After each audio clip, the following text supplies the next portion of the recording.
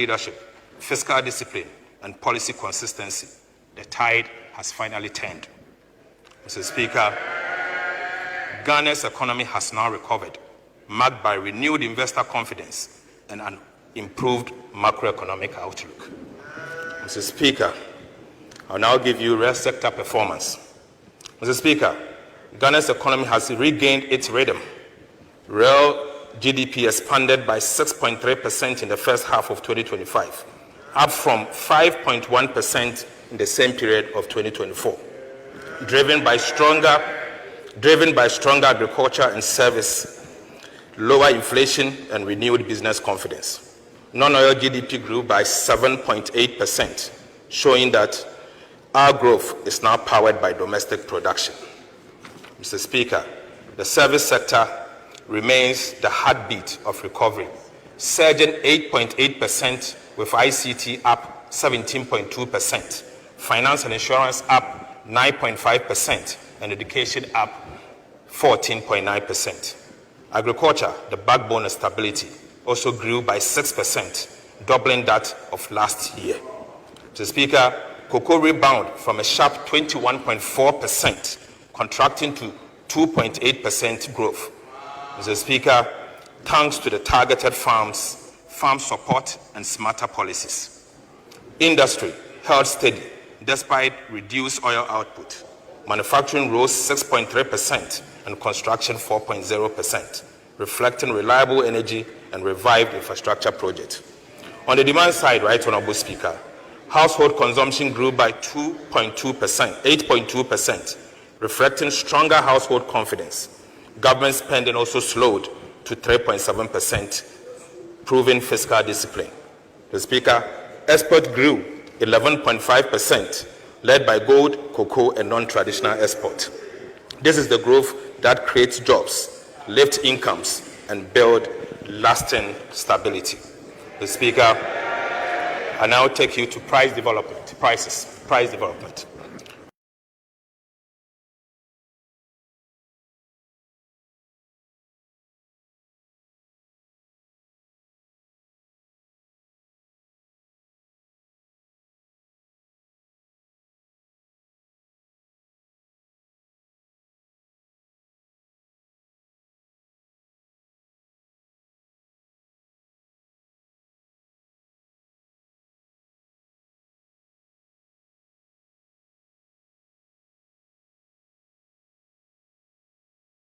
The Speaker, together, these upgrades marks a global vote of confidence. Ghana is once again credible, stable, and open for business. Mr. Speaker, I take you to monetary. Mr. Speaker, for emphasis, we promise to abolish the COVID-19 levy. With the support of this House, Mr. Speaker, I'm proud to say that I'm happy to announce that today, COVID-19 levy is accordingly abolished. Mr. Speaker, by abolishing the COVID-19 levy, government is putting 3.7 billion Ghana cedis in the pockets of individuals and businesses in 2026. Mr. Speaker, for emphasis, we promise to abolish the COVID-19 levy.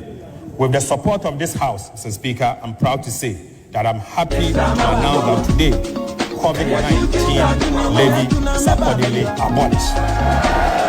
Mr. Speaker, by abolishing the COVID-19 levy, government is putting 3.7 billion Ghana cedis in the pockets of individuals and businesses in 2026. Mr. Speaker.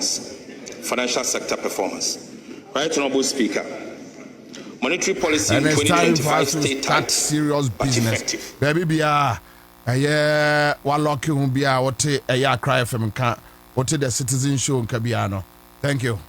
So also Odo Wababe Shimbi and said ye mekaino yeto ye arechichi enkra edema yenua bema afeji Bost MD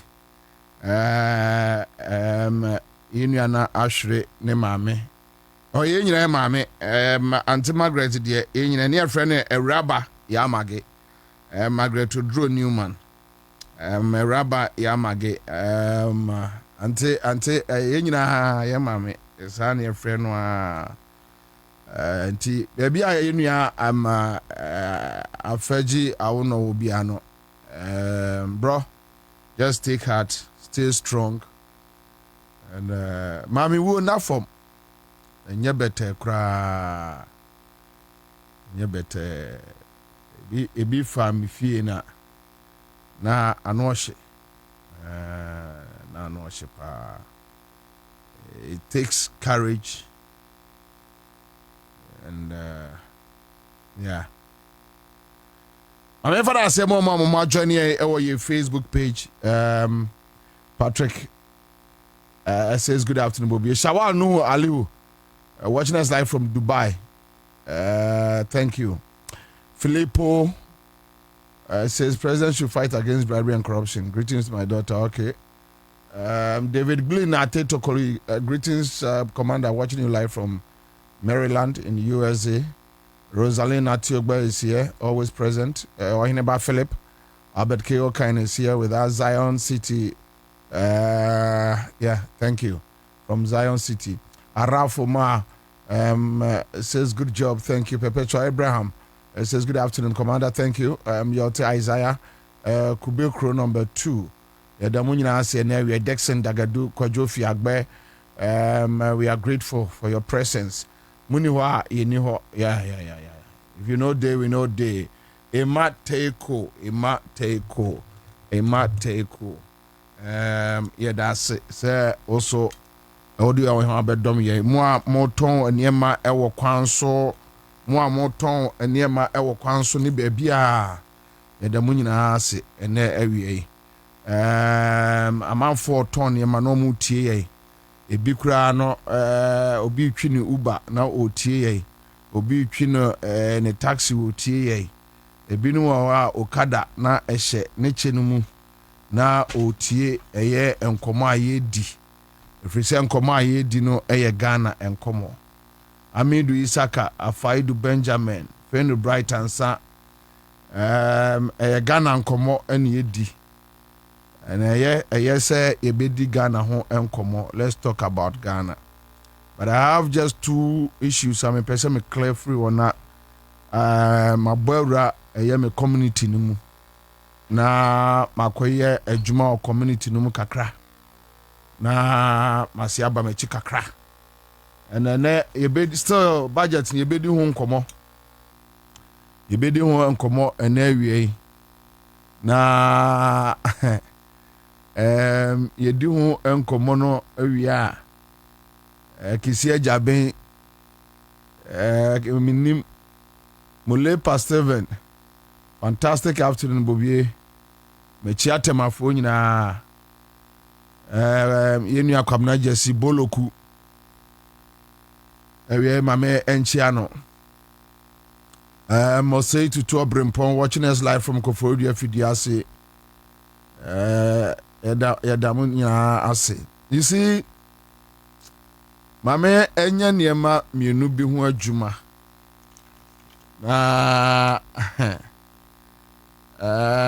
MPP Edin Komobi. And it's very interesting. Say MPP for timidi sa nkomo no. Very interesting.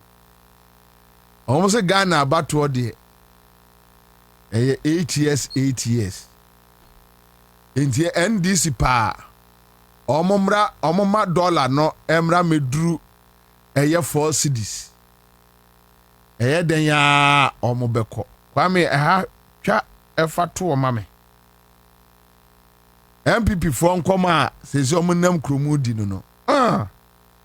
Dollar no cost 10 a year day.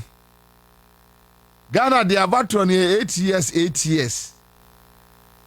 Your mama pa oma dollar no medru even 5 cedis. Opa inflation no enko -0. Opa kra fuel no on fan cheche. Kwame nkruma kra no Ghana for 2 no. Inti omo prepare omo for the 8 years. Tino person de baumia bano no mo abe marketing no. Enu the next 8 years na baumia was 72 pe no have a deep president. Hey, na unim Kwame. Me wo namfofo join MPP. And mebusuafo almost 80% MPP for. Ti se me catch MPP ni se MPP nipa MPP ni ejimini a. Ya na ye me yapa but me kan sa. Sa na me kan. Na me kan say. Sa na me kan. Ada ya me kan. Minyi ebinum menka ebinum. Obajani abusuafo nkra de omo ejimi chen omo abonte no. Sese minim MPP atare no adekura ewo mu.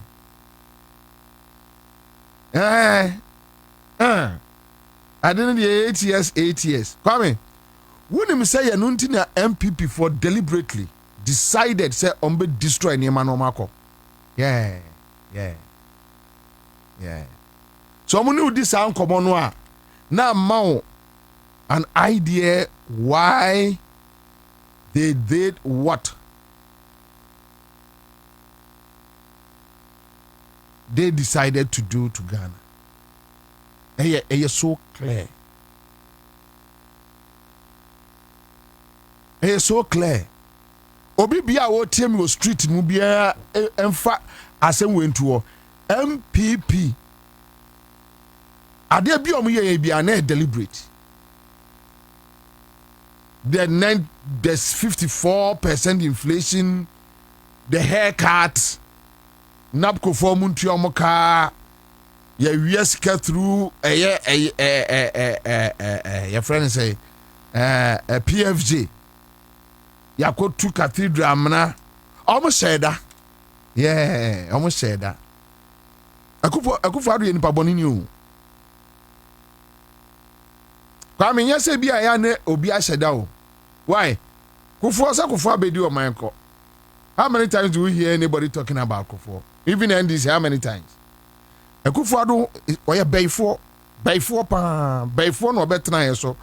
The lack and say some of us were ready to finish it with him because me Bobie say minim say Kufo ado bayfo, so I was ready to finish it with him.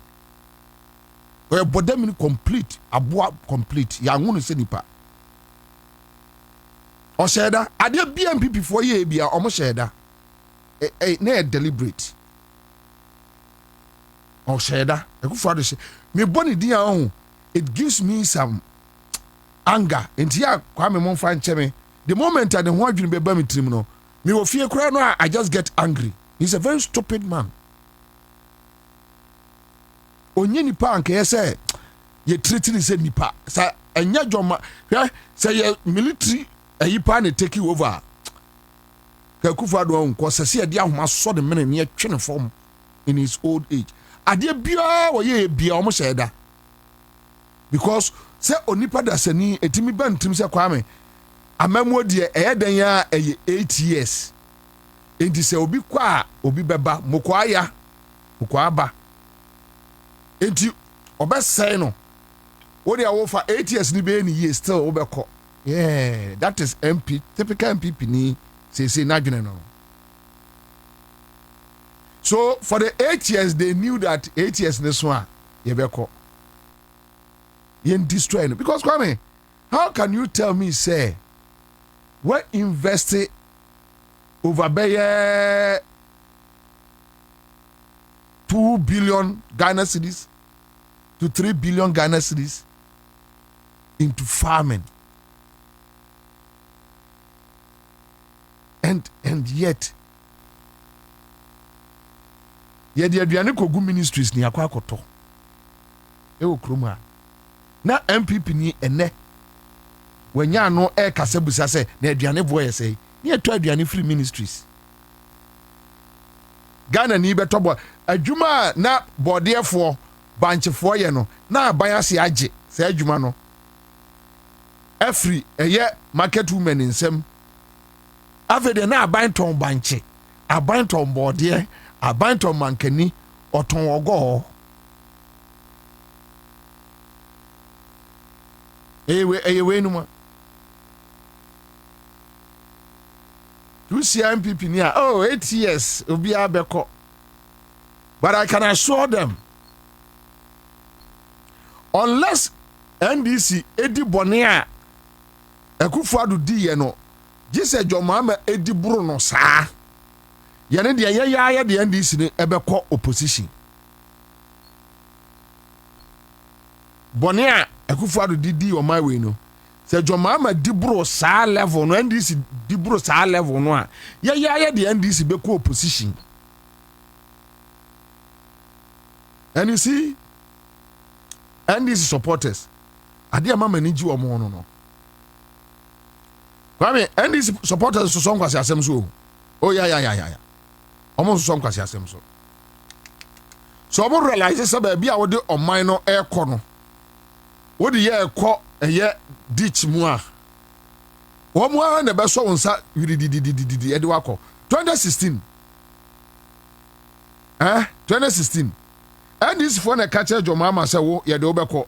Ye na ma Jomama beka say those who wants to see my back should wait. They will see my back no. Or catcher NDC for no. Yeah. Omo catcher and say look. Ye de obeko. You go and learn and come.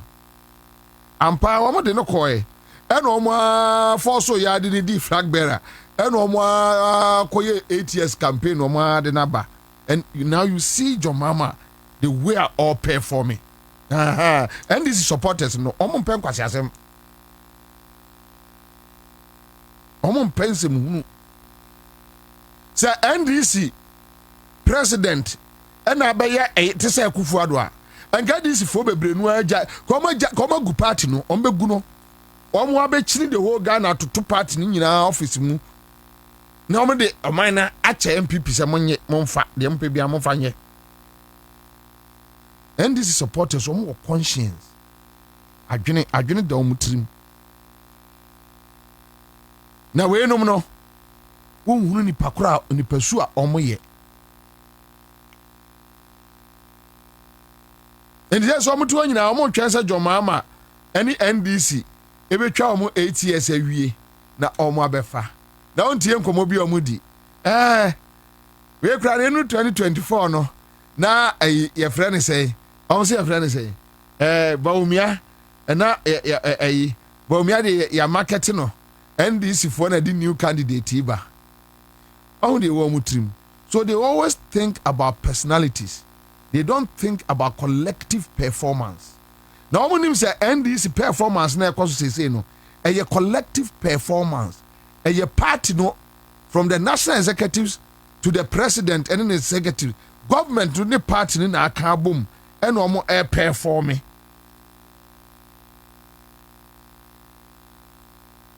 Nipa MPP ni we see no kromu a e woni tirimu say a individual and a performing. Entina ba omiatimi edada MPP ni say the course we Akufo-Addo aban mu no eye Akufo-Addo na nyamia na say na Addo aban we nya ba omi aban. When even it comes to collective governance omuni ma de kro. That is how low a ordinary MPP ni adwene as I to brim low, very low.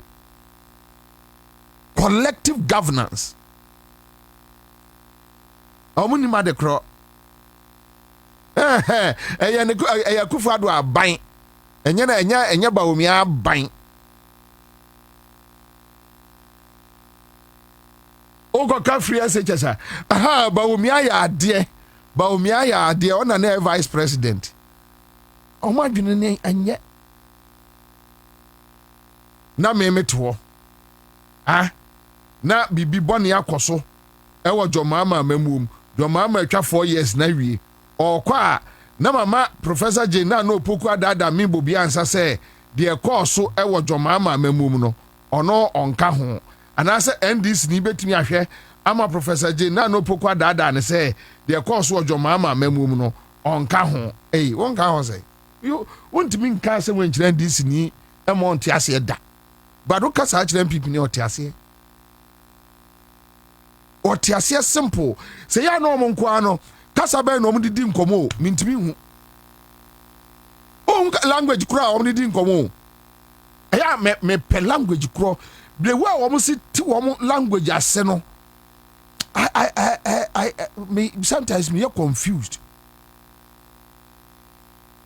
the way ɔmo si ti ɔmo language ase no me nim language say ye French o say ye Dutch o say ye English o say ye Dagati o say ye Asante kasa o say ye Igbe kasa o say ye Papua New Guinea kasa o say wonhunu say ye Zamanamafoɔ kasa o say Wangarafoɔ ka wonhunu say Kotokori o say wonhunu language kropa wɔn timi use kasa kyerɛ wɔn say ye nantwie kasa so na wɔn de kasa kyerɛ wɔn supporters no a wonhunu style kro wɔn de kasa kyerɛ wɔn timi ɛte wɔn ase agitum sɛ deɛ yɛ leadership na ka no ɛyɛ no korɛ wonte ase na ɔman mu no ɛne ɛmabunu Gen Z agu TikTok ɛne wɔn bu Instagram nyinaa ase daabi asema MPP mo kanya ɔmo kakra bi no ɔmo sɛ saa ɛdɛ na motumi ka asɛm ma ɔman mu enipa bɛyɛ 60% to 70% ɛnte mo ase na 30% pɛ no a aka wɔ asalam down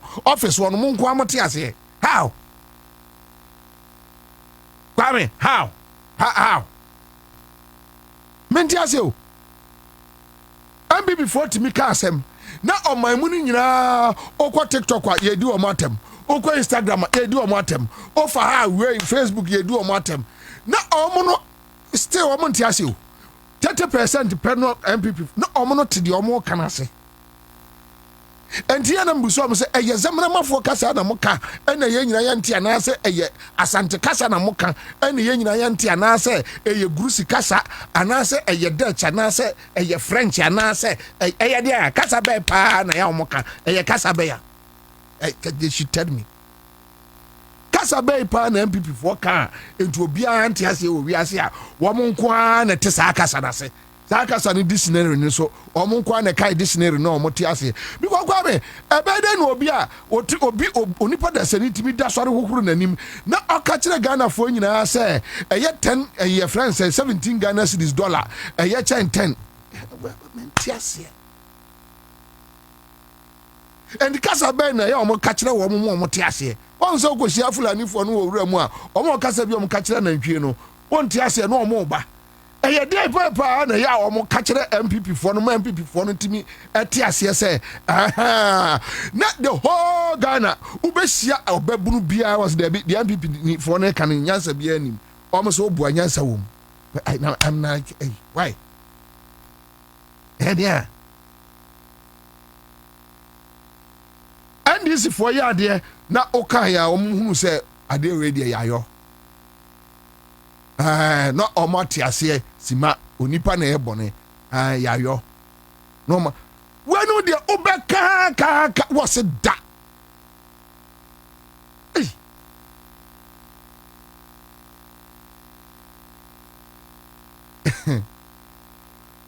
enti ebetwa omo 8 years no na MPP omo nsu anyansa MPP for say Ghana ni bia nim nyansa why are they in opposition? And assessor cano. Isn't it amazing that their incoming elections is a top to bottom approach? Where do we build a building from the top to the foundation? Typical example. Hey, me traso. We cry kwame. Me traso kasa me pekasa do. Eni obi a watimi atra dem ehunu say ye kwa ye build a party ye build a party ni free esoro obi a wona adwunim say usi dan a franchise no hang wiem Ansah no waba aba beto foundation na wato saa akaste asi aba beto aye the communities to lenter na nchance ni free soro abesi ase ne so wasi dan we nipa we eno obi ka no nkwasiafo kasa no mka kire omo nkwasiafo sa language ni emso omo nkwa na ti ase party we nipa we o ha ho sa obi a o party enya crisis wo free 143 kitiri biti 80 something seats. Wakwa ye what 38 coffee. Wakwa ye wo research you said dear you. O research ni nyina ka kira wo say. Mo debi o me fa research ni tonchen. Enu na pokura ma me ka nkire ye say grassroots no mo ani ni yie. Omo kasa omo antie emfa enkosi ye. So why don't you build the party from the grassroots? What's there be? Me se me kwa si dan no e wo wiem. Te be den chance ne be hangi wiem. Na agua kosomo jaya prefabricated. Me den chance ne be hangi. Oh, want to almost you can understand them. Even when omum pedin for no e ka kire wo mo say ade anu a ayi akufo ne ba omi amamo aye no enkwasiasem na ye di no omo se ye penkwasiasem no Kwame unim say MPP for adwene say eye ntro ene patapa na ndis for the win yeah enti omo so be su ntro ne patapa omo agimi omo nim nyansa dabio enti wudi sika no koko 2 eye cathedral ho kese no na ndis hia so mkobo Ghana ni amane se ade a wudi esika eye enye ndis hia so omo no please mpacho na ndis hia say omo be convince Ghana ni and you see they don't even know that they are insulting Ghanaians. MPP omo nim they don't know say sa de repro omo kano e say Ghana for abufuo edina Ghana ni nim say oton eye diesel 22 Ghana cedis per liter e ma Ghana ni na omo nim ndis na edi ntro no omo nim say oton petrol per liter 16 17 e de ma Ghana for na drivers omo nim enti ndis de koka entro e kire wo mo no MPP no mo ton no say cedis and ndis for ko di ntro kire driver for say 20 cedis yankwasi asem enti wo first car wo de kofro private jet ayi nitiwu akọ parliament aka kire Ghana for say de na nado si wo asonwa no ya na ne kotodwe o yusu Ghana de na ne kotodwe o pede ba ko obetri ni nem ena yese odware na osesa no ho because okọ ayi various meetings o tukwaya enti wo ka sa asem we o parliament no Ghana fo nyina ye mu deaf and dump omo ante ena ndisi fo eda de kwati wool ko yiyi omo asum ena omo ka kire wo omo hwenkwasi asem enti ya na omo ka me buso omo se kire me entrokro kire me entrokro enti ba omia enkrofo efria akwosesa emo nkrofo mo ko wia nkrofo mo efri airport no enti Ghana fo ahu wo mo ante this NDC for ko din tro kire wo mo because MPP ni agimi wojimi isn't say trase na I strategize because I can never support one party state. I can never do that. Somebody must put NDC in check. Somebody say me no mo je adwuma no amaye say yes I check here nkrofo no say be obi nim kwasi asem because as Ujama MPP ni a NDC for be twa for mo so nyanse bia ni nitrim tie say no mo am ya say adane opposition for and amaye kasa ye tin because how can you tell me say NDC the entro any patapa be homodeji Bobie ye beto aba anya MPP for and now omo ye radio interviews from Peace FM near the say ombe bu enkrofo mbe ye say anya omo na wa ba mu a wo trete obi so obebu no uluzu ye ya so de patapa e dey patapa ro de je ye Ghana for boys na wan ye omo adwo mbehwemo na Ghana for Kwame mini ko bu ache ne japa me kofi buache ene japa na ne wokumase Yeah. Unim say your polling stations ni bi okra no ha. And this for ha ho na omu ni ho. Eye Kumasifo no. Ha? Eye Kumasifo no na bo aboso. Kumasifo no na bo aboso e wo mo yem e wo various polling stations. I quite remember one of the polling stations I think say Accra100 yeah, either say Accra100 or within Aswansi area or baby. Many Japa near war almost frame many Japa say problem be about war adjusted. Apparently Nanka Japa could tem ewo jabbing. And also Bobie Yemura a Josona young Kobo Katakatabi or Homra. You drew na minya call. Kofi Boache kra na frame say me way. And I'm say no so obi a friend say one of the polling stations and this ni bia ni wanti men check when or the number no police station number na ma me. And I'm a friend Isham. And Isham no so almost swate.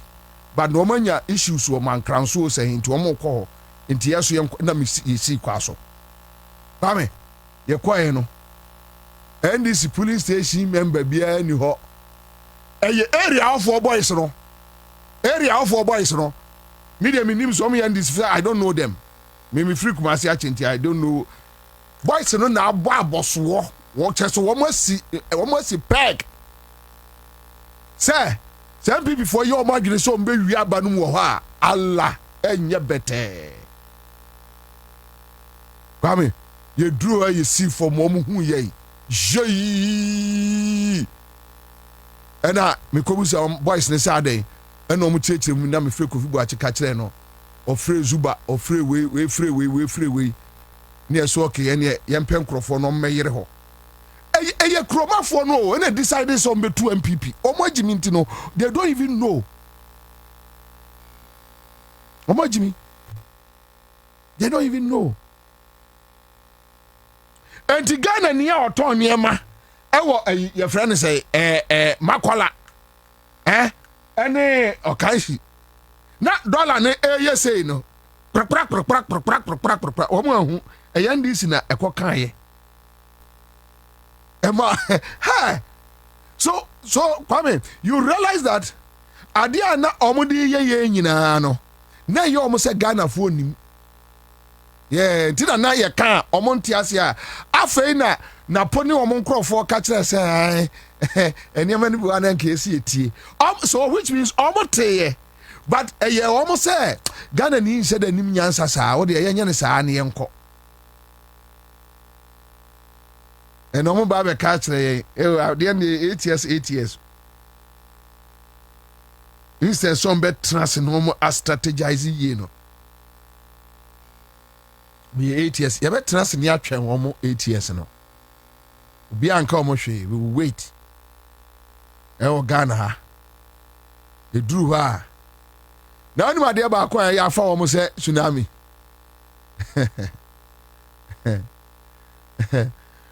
omunim se traditional media na egu omunim yeah they don't know ama for arrest atwen wo mo itwa Awurade Yesu Kristo ama na nyame ma ye nkwa ne ahoden itwa na si ewie yeah so omo de omo so omo a top bottom and this is the umber and the bottom up now and this you build it from the ground na wie no na yewura 2020 say 7 na NDC akwayi ni flag bearer no when you be kire nkrofo we say omusha no omunkola no omtiti radio so ya na trade wo mo oh we know them yenim kwa do mbefa so yenim kwa ya de mbefa so enye den kra ejuba no nyade o ya sese dadem 2 years ni akwayi misas ni nyina ni apepa ho kama na fe de ye de kojase ya sayetru ya TS street mbra mi emu atopa ye be bu no street mpa jen bra ni emu usisi bua kofie Brofo wa nyumbi bankoto ban sorry bankoto ye budi ahia do de omunya dede no but omu mindset na awie mpesa me ka kire omu say omunya isa ansem ne ka emwa na mo de ntro na mo de patapa na mo de ntro Kwame, I'm telling you sometimes na John Mahama no me some way but we nipa so na adwene ho a no what atem kakra because John Mahama di nkrofo we achi a just see prisons ni bika ho nye man nkrofo we ayo mo no just see prisons you know sometimes we just look at the issues and like na omo de patapa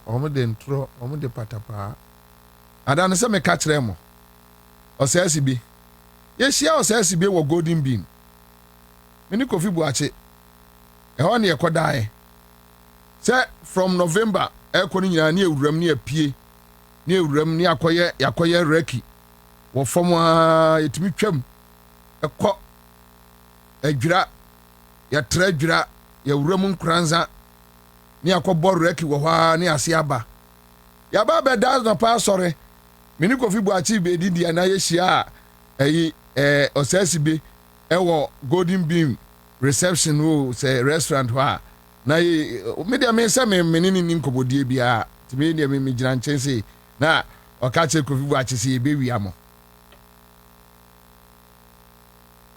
na uni mobra ono obomba kwa na atra dai no ubra jiga no se rose azazbi se mojiji ni pa okroma se de ebesi abomo no se mojiji ni papa okroma se de ebesi abomo no ebe ya onwanwa mom ye nkoto aba no okumasia fairly obia be kwa akoto baako because obviously in Ashanti region and this intimi wiem but we will protect our people and protect our numbers. Kofi wa cheka kire no gina wa Kofi o ya santini ba na so ofroko kwankwa ya sem froko no ha Kofi wa cheka kire no so sasibe sa adwene no aba mutirimu no na me hwe sasibe na no prepare te se media ya ase de tabono aboboso no a se na de se no to krantina na opeso owiam no Tinanse ye omuso no munu nam si aha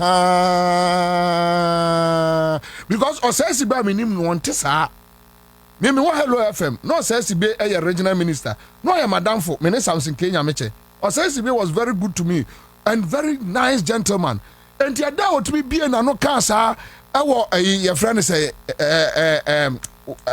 your friend say golden beam no I was shocked. I was like osesi be na ka saa same way Ada Kofi Buachi busan so sesibe wona wo ka sa asem we ye ja ba we ma obetimi awiem se no nim de ehye ne to omu nyai sa nkomo di na omu emfa strategy a amanfo be accept wo mu enanu metese afenyo marking complain say now students MP NPPBU. Then I think I heard this guy. What is his name? I think John Boadu. John Boadu Subeka say academicians MP NPPBU. Yeah. When you put up weak arguments, I'm on for bread. And when you look at the days of Dambochenum, Darochanum, Haruna Isekunum,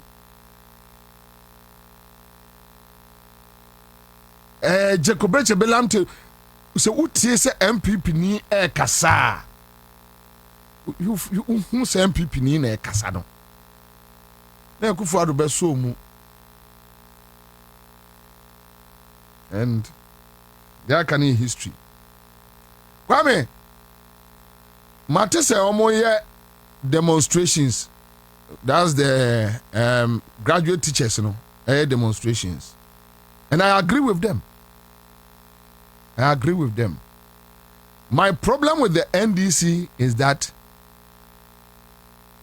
they should not hide anything. Oh, Abemuo enye ayonkofa. Abemuo nye nuayo. Enye ayonko. Yemfa nye yonko.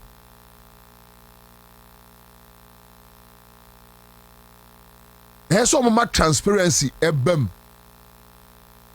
We adwuma we ya SNDC ye no. Enye adwuma edi o. And it's a NDC government leadership trauma de we ebeye problem. Because Kwabena unim. Na men kan NDC for so asem. Adwene bi wa NDC leadership especially more government no mu no. Adwene bi wa omutrim. Na ejimi adwene. Ejimi adwene. So mbe jaya omunyae.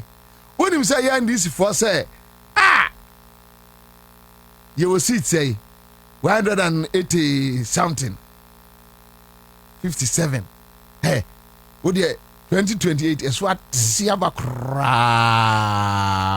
52. Still you Nanka na seat ni so no. Seat ni kra no. O de o pe kra 180. O de you lose 30. Naka 153. Say 158. Still your majority.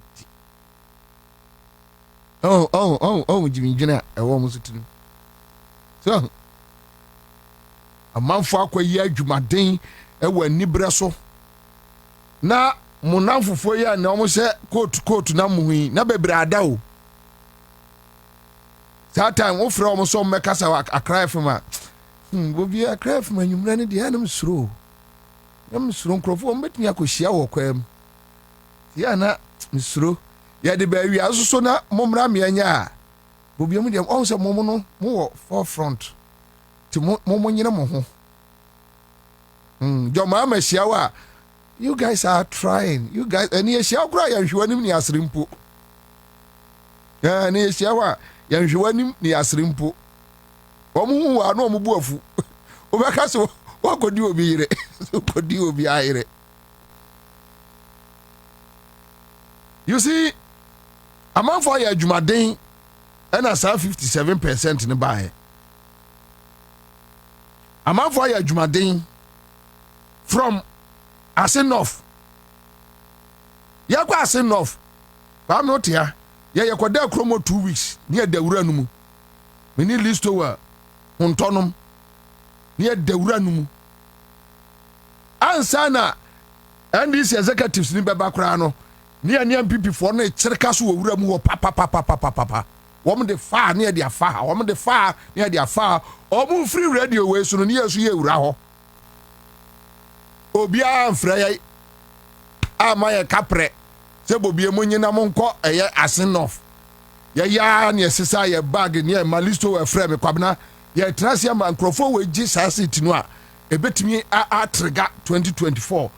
Udi anyahwe mu gya wo mo asem na yesesa ye niema ye bobo ye niema na wo kwa me mo kura ka mo di free Accra100 buy kura tai wo sika kura ye je tai edwuma wura je ni tai sika we ko wu ya wa wu nkwase wu ye ko da wura num ye ko ye gabi num di asojafo ne yesehwe na se ne mo beku nipa ba wa ha ene se mo anku nipa wa ha ene obi amfiri krom ha ne ni adi nipa mro ya yire wo mo nipa mro na NDC fo gi twi krom ho ni ye bo ayi pempim ayi papa no anane ba wo kwa na no wo mfre wo sei on say omo ehye babia na NDC fo kogu no ai we kwa Bob buy no yes so am dia soja fo abegu abro service say kede Japan ya ba wo filling station o do dey yes ye dey o kire no o dia soja fo abegu ho a no am asia ba krom cause ye wo krom mu ye wo inside ene ye kwa radio su ko kasa ye twem wo krom mu mu wura mu a na mbo se say man fo ye ready say wo mu ni mu bewu no be odo government abo paponom to bo ayi your friend say Pablo omo papa Pablo ka nhwehwe no mu no dwane ya two car ya ti ya nyina two car ya pema ekura ya two car ya duru na chese omo dwane omo papa Pablo ka nhwehwe nyina o papa no gyina ho abo papo gyina mu nyina ho se wa papa no Pablo no sunie am say na Malik Basintele so ka ho yes mo papa wo mo ka hwehwe na mo gyina ho ni atoto pipe ha ya beba na bi awu na bi tiase ha na mo papa wo mo ka hwehwe na mo adwane na so wo abo papa nke be so ne so unsa tesa akola ye le na ba abo wachi ma 5000 ya de take price ya jaw kwai 5.10 akọ ko nyina wachi ya tisa so ye bo na mu ma wodo 9 si we nye yi tisa o wi akoto dwanim na wakọ eye ba bia mo party office wo so abodam abehwe yi nti amanfo de anibra na kwaje sa 57 no amanfo de anibra na je sa 1 something no mo ntra ho enya se we de swat sia 52 ena se me ne ndis ni o ma point is ni bi o mo presidents wonu di nkomo o ka bi kira me hwe ne sa na me fere no me ko nyina na me say say ko Jimmy Fo so ye madam fo na me ni say Jimmy Fo we Eswatia 52. Hey, now tell me Swati. Let's build on the 57. Oh, tell me Swati say, Yanya Juma. Jomba ya Juma. Let's consolidate the base. Yana na me kachre jampu. Na mesi aka no ha. Ya, Kwame. Wo mo de baby a jampu wo no. Ya friend say. Jampo on your friend say. Ha. Your friend say. Yo. Woman de ma jampo. Me so wa na we ya from. Unim. Obi nka say ofa officer enye nsachira yo. Ya, e ma me frɛ Mustafa Bandi say, Mustafa, money jampo enkasa. Because even we tried talking to him, said, Charlie, Ghana Space Authority, Charlie, yen kwala no ye do mo ye adwuma no anya se bia nkwala no jampo ba ye no befa wo mu. They were working and was Space Authority what dada. But om ye NDC phone no ya sideline wo mo. Eya sa nkwala no ne ye na ye adwuma. On se Kwame, where we sit no. We even deal with the grassroots more than the people are more top. Me Bobie Ojami across the country. Me Ralph is bia make me actually in this form more because they do elections. No, we link up. You link up. Sa. Na ye nkola yi frɛ ye say. Ye frɛ obi ma nipa kro no de nkola no ba kokɔ jampo. Na jampo aka kyerɛ ne say ono no enya ndisi ti no ɔte hɔ. Na Jomama Panacho Uncle Lobby Uncle Pay position Jomama Panacho. Me send a jampo a message. Me information munsio. Me send in a message kikan kwasi asem kyerɛ no ankasa. I want the phone so. I want jampo. I want the phone so. Me information munsie. Me send a jampo message kikan kwasi asem kyerɛ no ankasa. Say kwaya odi and this phone call anam so ho no. So di nipa ho agura because we have suffered. So what done for the job Muhammad no more appointment. Just be there. We need to consolidate our gains. MSA de no my MSA no my e kwala we ya breath for 8 years. Ye no man nantim, ye no man nanti hasuom, ye no man nanti gotamu, ye no man ko ba bia, ye ni abre. Me send in message. And that's what me phone so, and that's what phone so. Catch and say jampo. Mpan kwasi asem. Ye mpan kwasi asem wo ha. No testing me back. Oh Bobie nam say, Bema. on twaduane ma obi ani obi aso ntwaduane ma oni emedim kwase. You are there because of some grassroots for anything and you are there. Some kwala no a anajo no omo asepodo enya obrofo na akwatra TV3 koka ye no na nkwala na ye fom adwuma.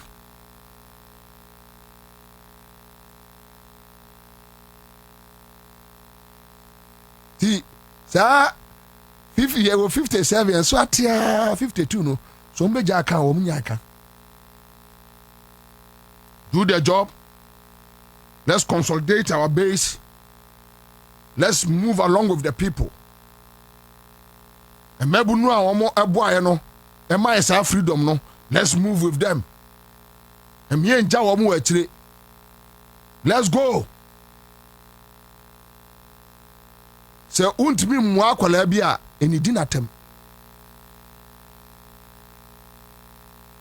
Na se kwa mmoa na obi the tape bi every one of the CEO's office abreme okoni pa no na asem free sa CEO na num baaye no a record no de breme metie ye boko na me de koto ho me de ato ho na me de ato ho menim ada me release any the adekura be sintia me boss a tape na ma Ghana fo nyina ehu wo free MPP en wa ye ho hye otri hye oche en nyame ayi wadom no obenya ba bia hye ne edu akwesi wo hye so obi ba ona ntimi mu ano a any din attempt don't insult the party executives say oh the mama ye adwuma te say the NDC for eyom niam tantan no.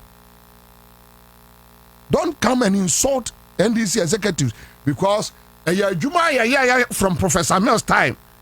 Now who are MPP ko radio so akodi di Professor Mills atem adwuma and am onya honote. Don't come and insult NDC executives. You do that, but we will know when to release it. Yes, asembia no ye wo mra ye dey ye de kano nipa no de ade tape no brave was Bobie look I'm so okay you just put it down ya ni grassroots for no ntino we are everywhere and come up no koso ayete the ACB ayete we know si anka bia fi no obi amfi e hono ye ti sa we dey swatia na about 150 ye mpese so beti about 150 ye nyire he ho e so simple amamu na obrajo mama kase bi me de wo say musuo nka de obewia de no ye bechi no na wo wia de so ye chew boni nsuma mebo appointees na baso for the past 10-11 years it has been clean. Mouse, sorry. It has been clean. And say near penal. Or my sika. Yet a friend ye many personal. From 4 a kufa do you many and yet ye discreet jaw muyam and ye personal. A call from home and they say ato. As she says, kama and Fansan Kubuskan and Kofebi. Nkotam bibia nkonkodi emema obia headache any pressure any problem bia because me Bobie so ko wiase kan pa na me too sure so we wiase kan no enya de ame no afi na me MPP ni kwa akopre ho se wanwia emfaye nkosia wo first kan me wo mame ho ne wo yere ne wo ma na ekodi ense NDC for supporters so masu Ansah wo fa wa dia asemba na onko wakọ akoka ana meboa ye sori ya said na ntamakru eya AGC wo mo ne America for kasa ne adinaba abetwa ne yes what is this need kasa if you only eat if you only shop if you eat if you shit if you ship it true of us if you chop a if you ship it they drive you chop a low asem anko fa anko cheche mi anko boss amrane sika no ni bia woni bi kakra no edbe ma no na waje ne saa no wa manage wo ho ma ban aba me pe escalate within 6 months me pe ayi jacuzzi mepedie uni bi aprosi enchew wow Kwame asema na mpese meka di wie ye nuanom a akyerɛkyerɛfo graduate no so mo kɔ demonstration na NDC aban no ɛwɔ asodie sɛ on be kyerɛkyerɛ mu simple ɛne sɛ moma yehu mo beto graduate teachers backlog say anamboa ye beto ebi a 10 ɛna within 10 months 20 abeka ho na yentimi mfa wo so obi tra won fie nwɔtwe na sɛ fie nwɔtwe no wɔno antimi amfa obia wagyan ni nyina on problem so majagu NDC aban no so no ɛsoso. That is why SNDC aban no find a way to put out figures, information, accurate ones. No more beyond say this is the situation you better here. Where Janesis, backlog say, egufie, and MPP for no bebusa sade na on for more juma. Near the time I'm fair juma and ka 8 years, come on for me na juma. Na omun krase for media for no so etwo na won fa mo adwuma na fa mo adwuma near the 10 months your friends say graduate teachers and graduate nurses ya the 10 months for mo nyina adwuma also you ready 2026 budget no ya hunu wo mo de wom you ready 8 years budget no ko hu de away kasa negotiations but me am there so mo demonstration no. It tells the NDC government say what be share problems enti enya agudi enya say e ba be di agro ha mo som wo man enti omo ko demonstration omo so ya Ghana for omo fata say omo didi but explain to us their fate. Now Magana ni bia na street mu a no ahunu where NDC government is coming from. Because any mo ko demonstration ni nyina so no. Sabi apaweramfo wom. Nti paweramfo nti ena nokre wo ho. Paweramfo nti ena nokre e wo ho.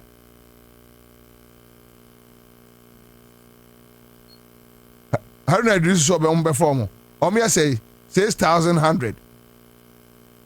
Check this video no ha. Se me maka se Haruna Idrisu. Adwuma na o ye ne mepe. Wo mo nyire wo mo sometimes no they should get people on be contact yes groups way na omo no makasa.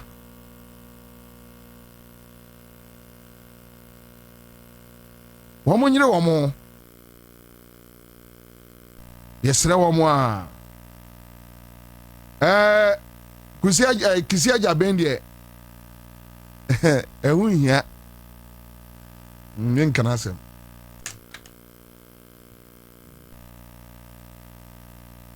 na kisi aja ben no onim joma ama ne professor Jena na opoku ani chief of onim wo mo papa ofiri se wanya na fala ene oye de ope ade a wo ye efiri nura obi ahu na manfo di hu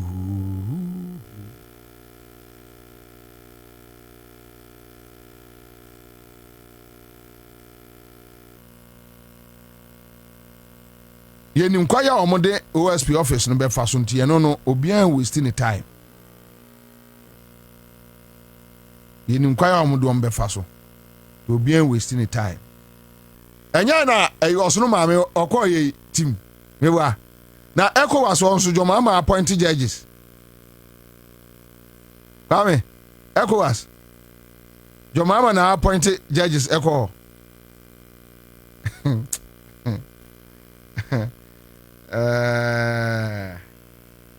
araba tokonu And random in a penny be a din won't come up. Now, or Cassibis be stress, I miss me coffee, and I'm driving a mystery. Arabatokonu. Arabatokonu in his 20s in relationship. Arabatokonu. Oh, Messiah.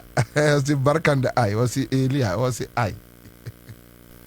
Hey, Arabatokonu. Maybe I saw me community work back quick. Na me fa enwi na afide me panel members here. And my panel members are Honorable Adama Sulemana, MP for Time Constituency, Samoa is a broadcast journalist. Original TV, Honorable Haruna Mohammed, MP for Snafo North. They will join us in the studio. Mame Enko, a yemi communities nearby.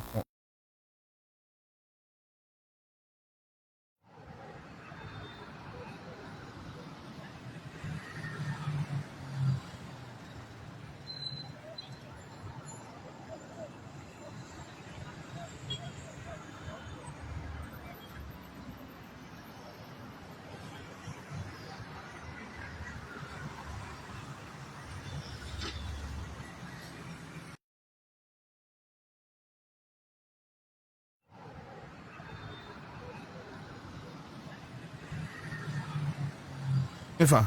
Eti haye se ufi odoko au baka nation the outer lane eye danko we dakoma to we Dansuma junction traffic lights na wo we Dansuma junction honum za outer lane honum from Dakoma the Dansuma junction outer lane ni 9 jama E just say ya cars no we say na ka omo ko Dansuma inside no e say na ka omo ti be foul but cars nem foul no ma be fa inner lane no na omo careful and not so cause we as accident na isa outer lane ni nanye onyina tutu na so to a ona ni nyina eji filling station bi wo ano na obi ankobu was akwan nye obi antimi can't mean ko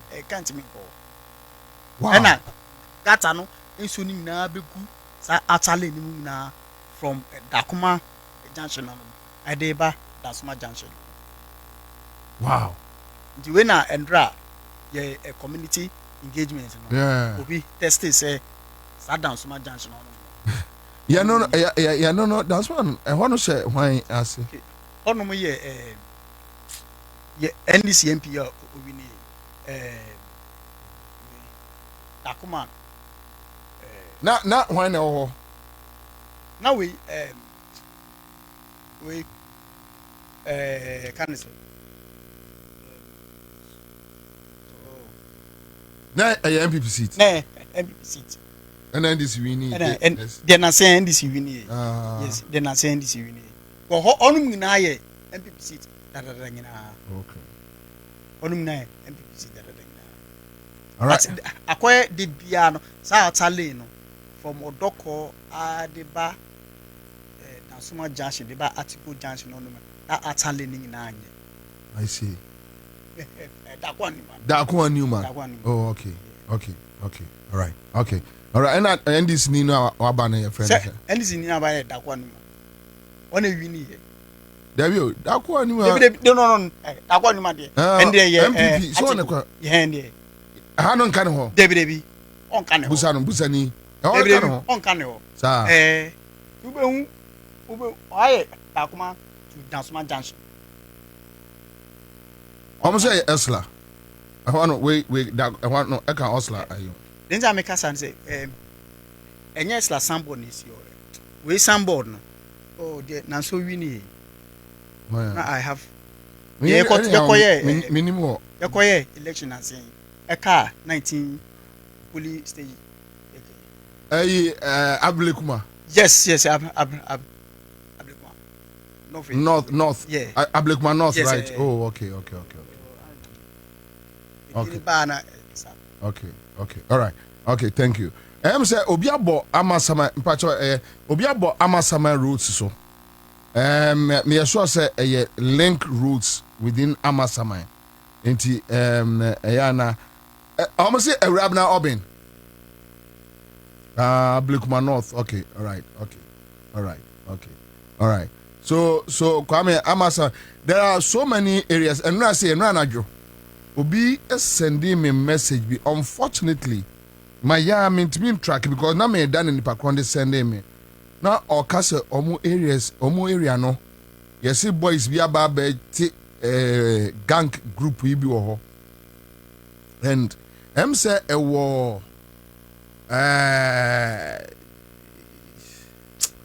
on say me had me apart from cantonments Laboni Osu Spinters Joe dear say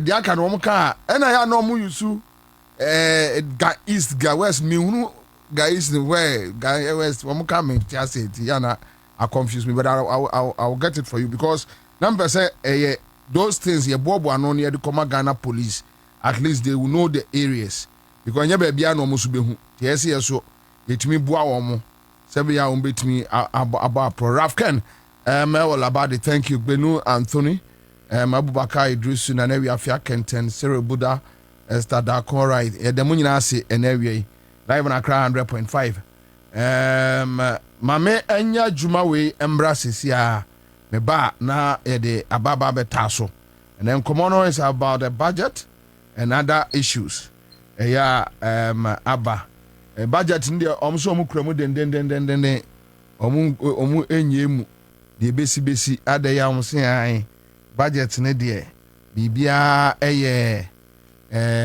omse bibia de artificial we the artificial so want me anye bia ma obia ada na de oye no kroje na de aka no ko wi dokono frefre party for na moto party eya na sa omu media men no kasa wan na kasa jewulu musu no wan na kasa no content to mention the sacred palace, the sacred shrine. Ya no wanka jolumi musuna nanka what can come as has come. Was the okache of and one can you apologize? Was me I'll apologize. Let's go. The luckiest, oh yes, luck is everywhere for everyone. Yeah, the luckiest, money is life.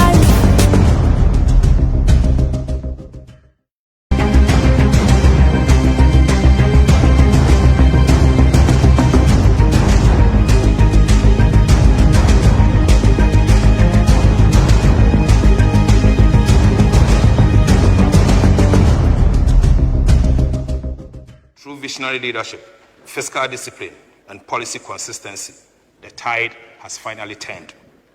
Mr. Speaker, Ghana's economy has now recovered, marked by renewed investor confidence and an improved macroeconomic outlook. Mr. Speaker, I'll now give you rail sector performance. Mr. Speaker, Ghana's economy has regained its rhythm. Rail GDP expanded by 6.3% in the first half of 2025, up from 5.1% in the same period of 2024, driven by stronger agriculture and service, lower inflation, and renewed business confidence. Non-oil GDP grew by 7.8%, showing that our growth is now powered by domestic production. Mr. Speaker, the service sector remains the heartbeat of recovery, surging 8.8% with ICT up 17.2%, finance and insurance up 9.5%, and education up 14.9%. Agriculture, the backbone of stability, also grew by 6%, doubling that of last year. Mr. Speaker, cocoa rebound from a sharp 21.4%, contracting to 2.8% growth. Mr. Speaker, thanks to the targeted farm support and smarter policies. Industry held steady despite reduced oil output. Manufacturing rose 6.3% and construction 4.0%. reflecting reliable energy and revived infrastructure projects. On the demand side, Right Honorable Speaker, household consumption grew by 8.2%, reflecting stronger household confidence. Government spending also slowed to 3.7%, proving fiscal discipline. The Speaker, export grew 11.5%, led by gold, cocoa, and non-traditional export. This is the growth that creates jobs, lifts incomes, and builds lasting stability. The Speaker, I now take you to price development. Through visionary leadership, fiscal discipline, and policy consistency, the tide has finally turned. Mr. Speaker, Ghana's economy has now recovered, marked by renewed investor confidence and an improved macroeconomic outlook. Mr. Speaker, I'll now give you real sector performance. Mr. Speaker, Ghana's economy has regained its rhythm. Real GDP expanded by 6.3% in the first half of 2025, up from 5.1% in the same period of 2024, driven by stronger agriculture and service, lower inflation, and renewed business confidence. Non-oil GDP grew by 7.8%, showing that our growth is now powered by domestic production. Mr. Speaker, the service sector remains the heartbeat of recovery, surging 8.8%, with ICT up 17.2%, finance and insurance up 9.5%, and education up 14.9%. Agriculture, the backbone of stability, also grew by 6%, doubling that of last year. Mr. Speaker, cocoa rebound from a sharp 21.4%, contracting to 2.8% growth. Mr. Speaker, thanks to the targeted farm support and smarter policies. Industry held steady despite reduced oil output. Manufacturing rose 6.3% and construction 4.0%, reflecting reliable energy and revived infrastructure projects. On the demand side, Right Honorable Speaker, household consumption grew by 8.2%, reflecting stronger household confidence. Government spending also slowed to 3.7%, proving fiscal discipline. The Speaker, export grew 11.5%, led by gold, cocoa, and non-traditional export. This is the growth that creates jobs, lifts incomes, and builds lasting stability. The Speaker, thanks to prudent management by the Speaker, together, these upgrades marks a global vote of confidence. Ghana is once again credible, stable, and open for business. Mr. Speaker, I take you to monetary and financial sector performance. Right Honorable Speaker, monetary policy in 2025 stayed tight but effective, thanks to prudent management by the central bank and the governor. The Speaker, the Bank of Ghana cut broad money growth to 16.6% and base money to 4.5%, sterilizing 55 billion Ghana cedis to stabilize the cedi and lock in the lowest inflation in 4 years.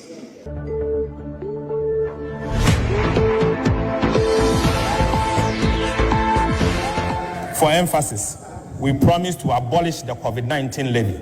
With the support of this House, Mr. Speaker, I'm proud to say that I'm happy to announce that today, COVID-19 levy is accordingly abolished.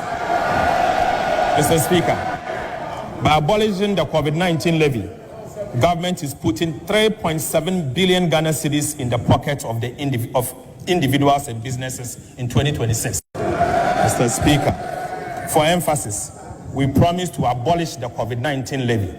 With the support of this House, Mr. Speaker, I'm proud to say that I'm happy to announce that today, COVID-19 levy is accordingly abolished. Mr. Speaker, by abolishing the COVID-19 levy, government is putting 3.7 billion Ghana cedis in the pockets of individuals and businesses in 2026. Mr. Speaker, for emphasis, we promise to abolish the COVID-19 levy. With the support of this House, Mr. Speaker, I'm proud to say that I'm happy to announce that today, COVID-19 levy is accordingly abolished. Mr. Speaker, by abolishing the COVID-19 levy, government is putting 3.7 billion Ghana cedis in the pockets of the individuals and businesses in 2026. Mr. Speaker, for emphasis, we promise to abolish the COVID-19 levy. With the support of this House, Mr. Speaker, I'm proud to say that I'm happy to announce that today, COVID-19 levy is accordingly abolished.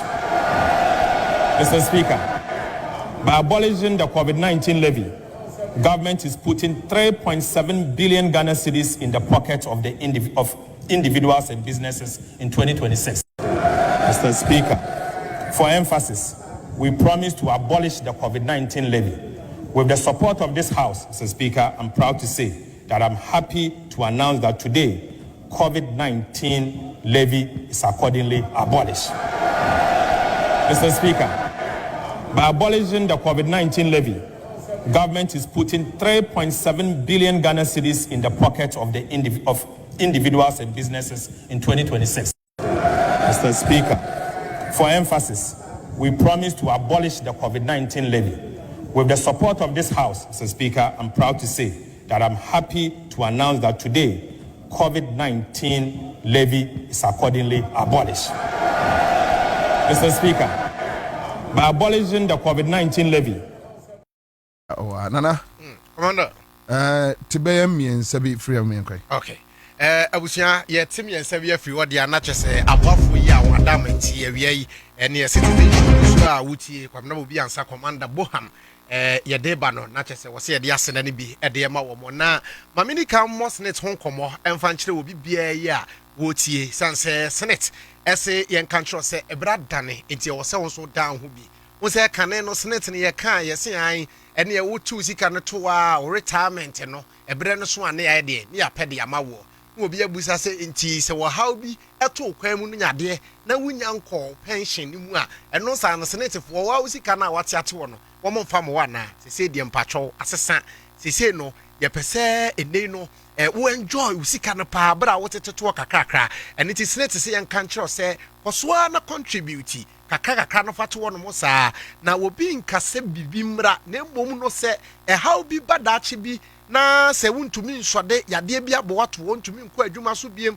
ema ese kura wadwuma ru akra so wontumi ntua ka bi adan a wabubu agu ho no mo adan a wanya accident ama kyese wo na atwitwa nti wontumi nko bi wu a ene yetam kutwu senate se wono bebeboa wo ewo saa kwan no so enti pepatwo fa ho hye senate dwumadie no mu bie emfa ho nkoka hadai non club no ho we no ene ya ye ka kire ya na se oprentem na odo ho join senate na ye tetete kakakra eto sanse obi nimbo be kura ade ebeche so enti enrolli wo ho eto senate scheme no eso ene na tuatua contributions kakra na dachi bia how bi ba yetumi aso ano de amawo for senate for 0302 611622 0302 611622 and now connected with our socials so Facebook, X, Instagram, TikTok, YouTube. Baby ano at Senate Ghana na woni enhwe emomuo. Ubetumi so visit Senate for branches I would be said dunumiensa no 53 branches no ewo man Ghana mu na woni ahwe e de abomu. Senate we deliver on our promise. Maybe I want to say no pesika ni manim ya ade a mesrew ene Bills microcredit wate en kokawa samu nkyire nipa da sani na commander on pebesia bi ma me ne ade obia o problem obia ehye okrom ha o pati ase to heye ho na ye se wo be pebesia ne ade amafo wanwe a waso betumi ehye yenzo ye nipa betumi disappoint o ne mo ko Bills microcredit a odo Ghana card peneko wunya duru hope o se Bills for be me Ghana card aba we kire se me Ghana ni yen kan tro se fa na bibra fa japade bibra besi so ne ade na se Bills de wonwa a ene ahwe abom ni nim ye ye kan wasemi sanse mfinhye dunum ne akire nie ena Bills for wabo Ghana for ebesia enti fa ho hyembi na yentumi emoa wo bia wo pesika ni manim ya de join ni business bi ama business na bumia okọ Bills wa won behwe no abo Bills also financing your needs enti from CC area na oni won hyemomu 0596 92 0833 0596 920833 and 0302 200390 0302 20039091 mo ahwe ede abomu ewie de medisika sempa ne ba yo an se de luckiest nso yegusu ya hwe bomu ana afi de ne de ano odin the luckiest na anu say ya wo mo ba ye betoto akyede bi ni ade na enya senketo akra na the luckiest ne bia wo no bredi kan ni a o te ho asem a mesrew de atie nyina ni yese o tap on community ticket no wa pick your lucky number o pick lucky number no a ana obetumi kwa allow system no generate number de amount unya fasa number no a afi wo don sa ahye odam rifem no watwe ahwe se obeye lucky na yi de amount na sika ubedie no eye moho 500 times and ye de ma wo adeni so wutwa from 50 Ghana cedis and from 1 Ghana cedis ubetumi atwa kopim 5000 Ghana cedis etimi patron fa ho hyemu ebi na the luckiest emma wo feel ebi ana wo na wo the next lucky winner ya ubenya akyede ewo mu ade no wonya bo hyemu pe na kyese omumo no wabo pin na afi sika opese odi twa no wo na wo sen na niema etumi aye kama pa ede amawo the luckiest or say luck is everywhere MTN maybe a ubeko bia beka yellow abusuakuo no ho na wo se yada se wo tena se ya wade no ene enya senketo a eye extra special on MTN Sunset Thursday bia no yema no ye exciting ema enema ekoko nanim my MTN app no so utumi dial *138# na afi no wa enjoy 25% bonus ewo first data bundle a obe purchase so etimi patro fa ho she MTN mu na fa ho she MTN app yellow Thursday ni mu na nema enko emfa enko no anim MTN still baby a obe ko bia ho ena yede wo eko commander to asoma Ghana for that's Ejapia live on Accra100.5 my main beer phone lines no for the next 10 minutes so ene ye nin commodity to enema meka prices of commodities ene ye nin komo prices of commodities ewo egwaso etsen for the past week yemfa say every last week and this week you know na aye the conversation wokɔ marketer etsen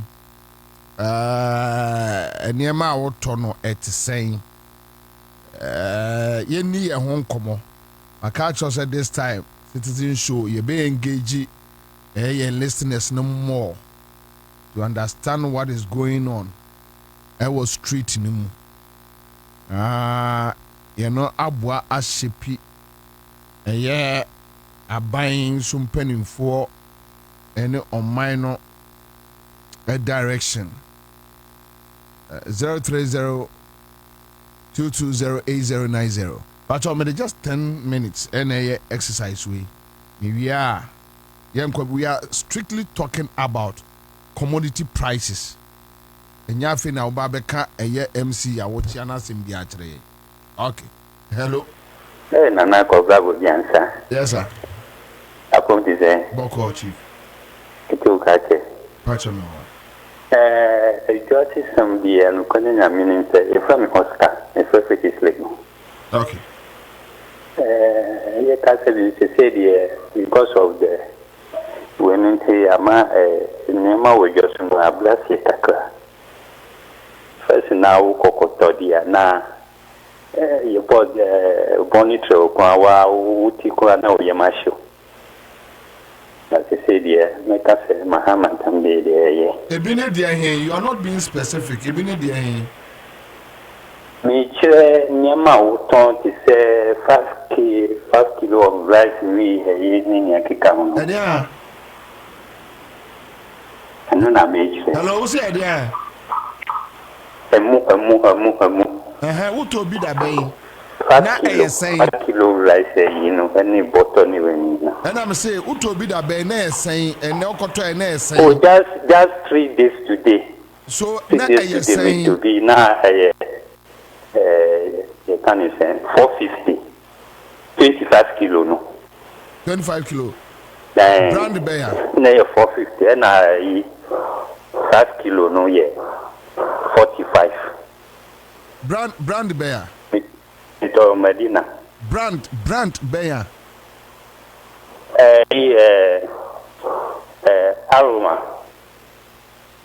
Aroma 25. Was it?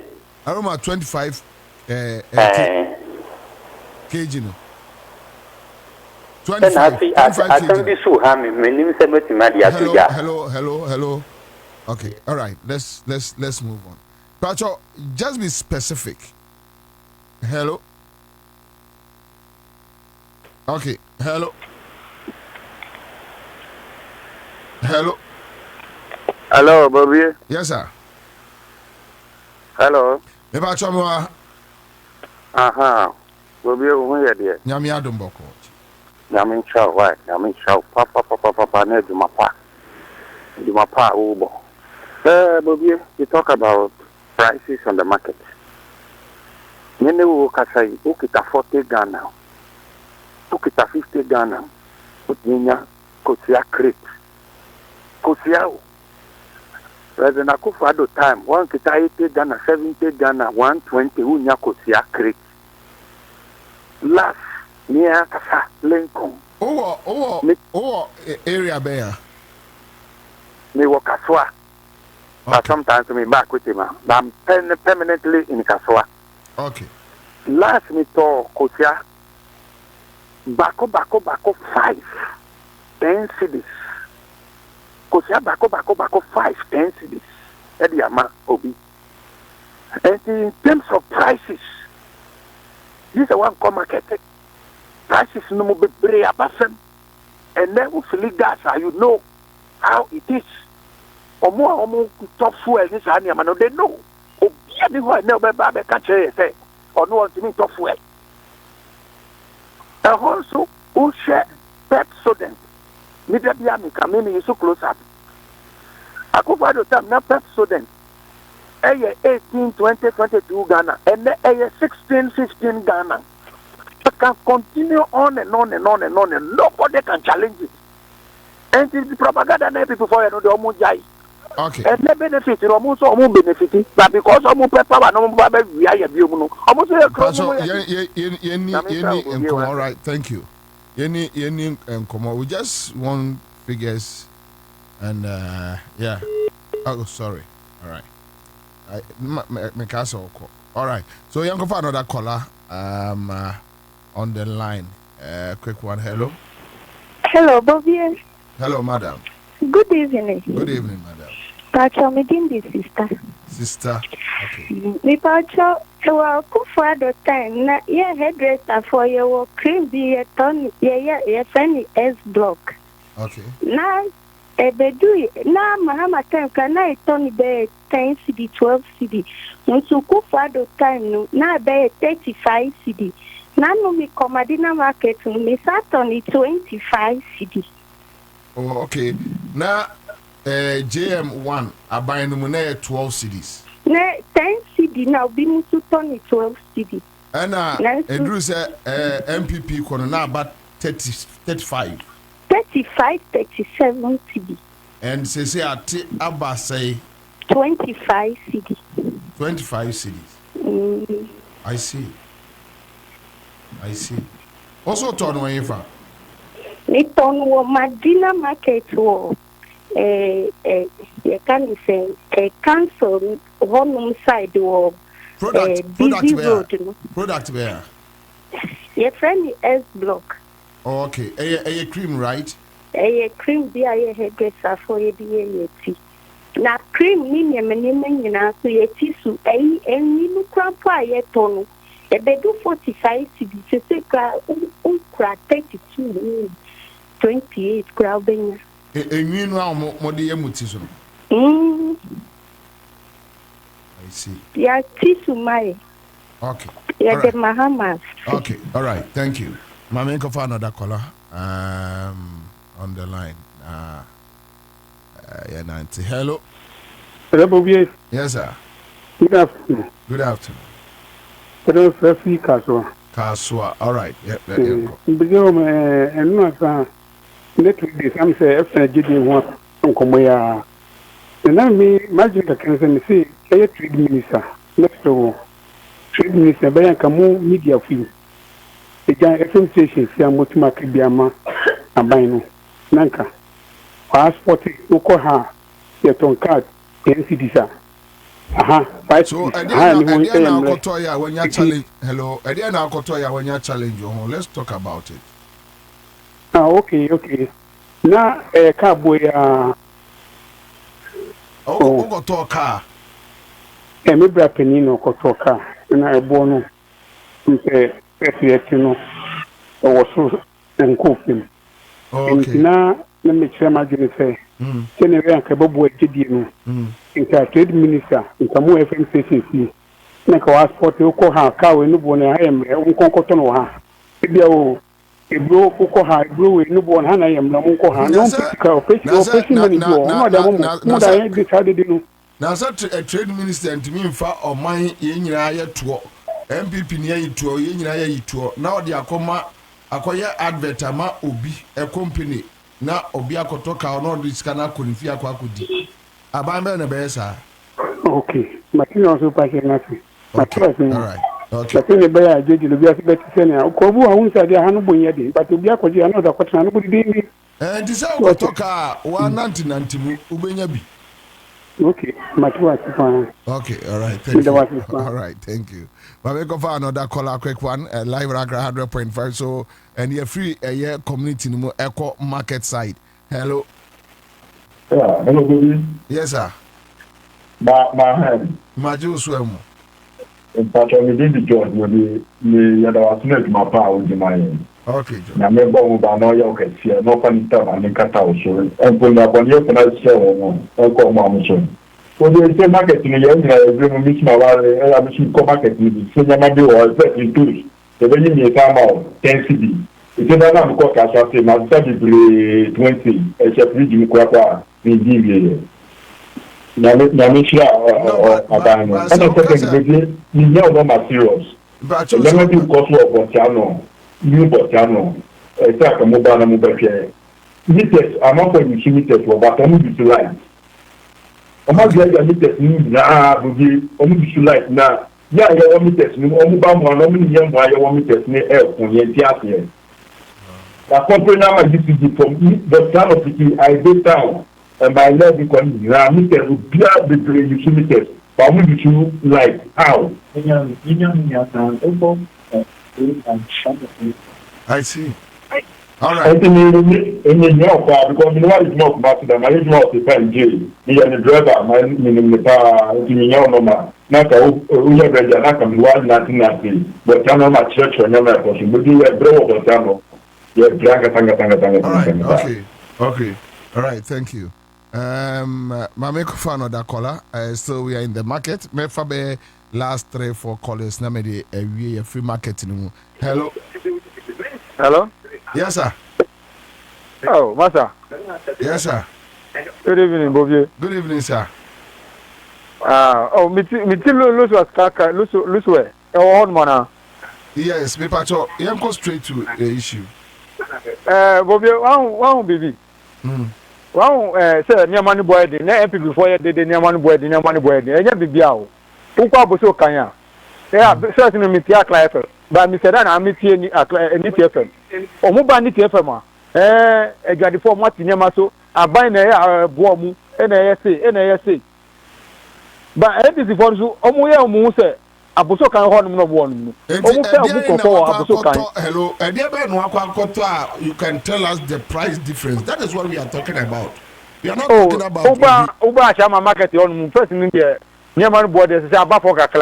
By the way, before all right, let me move on. Julie Busami say cement near iron rods. I think iron rods ton is around 6,000 something to 7 within between 6,000 and 7,000. First part say 9,000 plus 9,600. Yeah.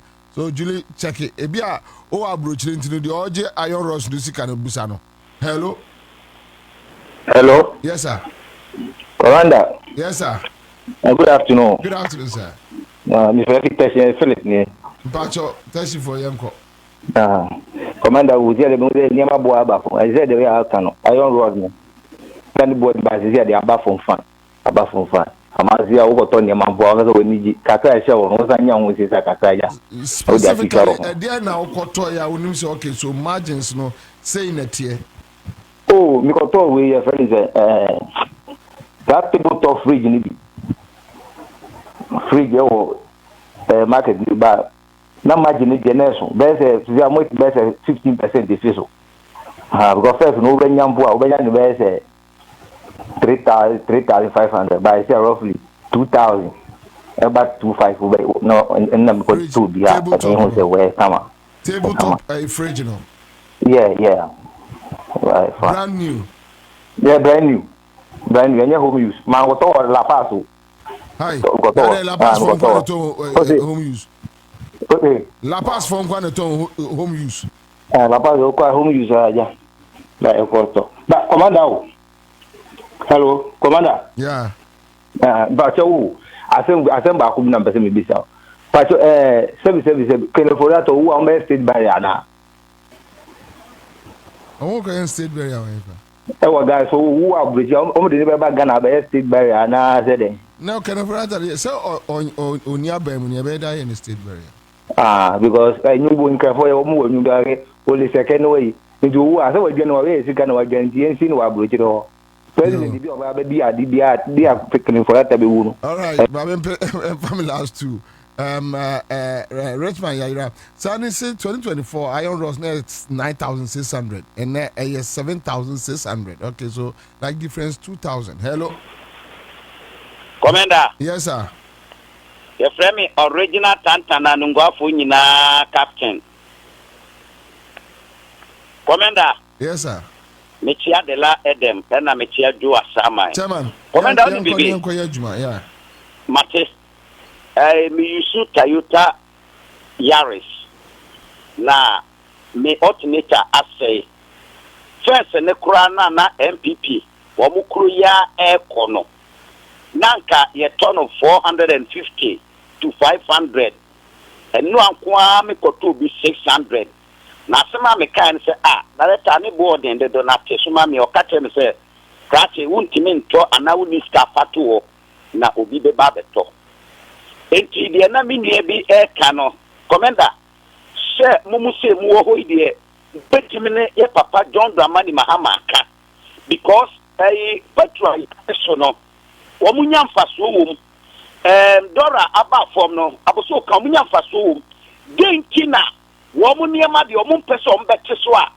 ekonko na esa ko soro commander yenim se wo de utie wo ye ebetimi adu so mun hwe ho na mun di ho djuma ma kai na say 200 hello yes yeah got 300 350 so mun pese o mbete ni me bia so abra mun su munya mfaso ewo baby mama drivers what to omo de so batu kwa buso kan se untimi nto a fatu honako original Tantana mechia obi a medase Santana say obi answer o seto enti say o kwara se untimi nto a you look for options aban bia ntimi nkoyire obi a say chinchira ton woniema say it's not done anywhere when you have a free market hello hello niema no wo so for the time no wo so pa na sisi ya yewu Mahama bae no me hu ya tete niema bebre so kiti ya dana se ebine de which specific ones ebine ye wo face ya peno 2 millimeter governance page akani na ye 800 cedis na sisi abab kwa be ubenyan baby 550 and 600 ya tiki manu super I see. All right. Thank you. My main for me caller. Last one. Hello. Hello, Bobie. Yes, sir. Good afternoon. Good evening. Sorry. Pacho. We have a call here. Boko. Mikasa free. Abokobi. All right. Let's go. Pacho. Ye man penny John Dramani Mahama ye mbona basupa efa dey tina mekasa me a glass man can in a kufu out of time. Now, you talk glass, your glass, plain glass, different types of glass, but not that glass. A full sheet, a kufu out of time. Now, 1,650 or even 1,600. But Mahama buy 1,600 now for the time. You talk glass, no. They say that glass, 1,000. The emphasis 1,050, 1,050 CDs. Okay. And see, Anna, your materials, and you said, yes, Juma, sliding windows materials, and also, yes, Bobie Opa, Mountain Co, maybe a year ton glass, or Matitini, must say, who. It's Mama guy, and here, say, Odeserve for Yamisrano, Nakamama, one bank, I need ABC. All right. Okay. Thank you. Live in Accra100.5. Well, be send me a message. Will say the last say if that is the situation, then the traders should allow Nigerian traders to sell in peace. And I think this message is directed to the local, traders. So, they should allow them. Okay, we here. But the point is, anyway, MP's not banned. There is no need for me to worry my head. Chama Akwaba. Yeah, Bobie. May come out for say Honorable Haruna Mohammed, MP for Snafun North.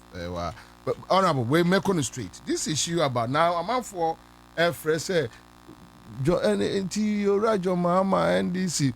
Sadia, or try some bear prices. Who be like. You control the system. Ebinuma sheda, ebinumo person better tiniema so, ebinum ye MPP for, ebinumo sabotage system. No, what do you say about this man?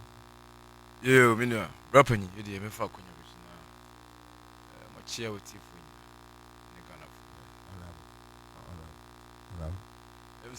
for Honorable.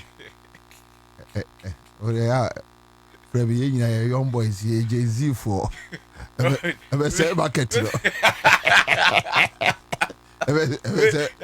I do it. Yes, I do it. So I'm saying we invest in 1,100.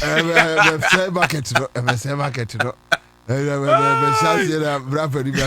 Oh, many are young boy. Say market. That's it. Yes, well, you invest in 1,100. Say market.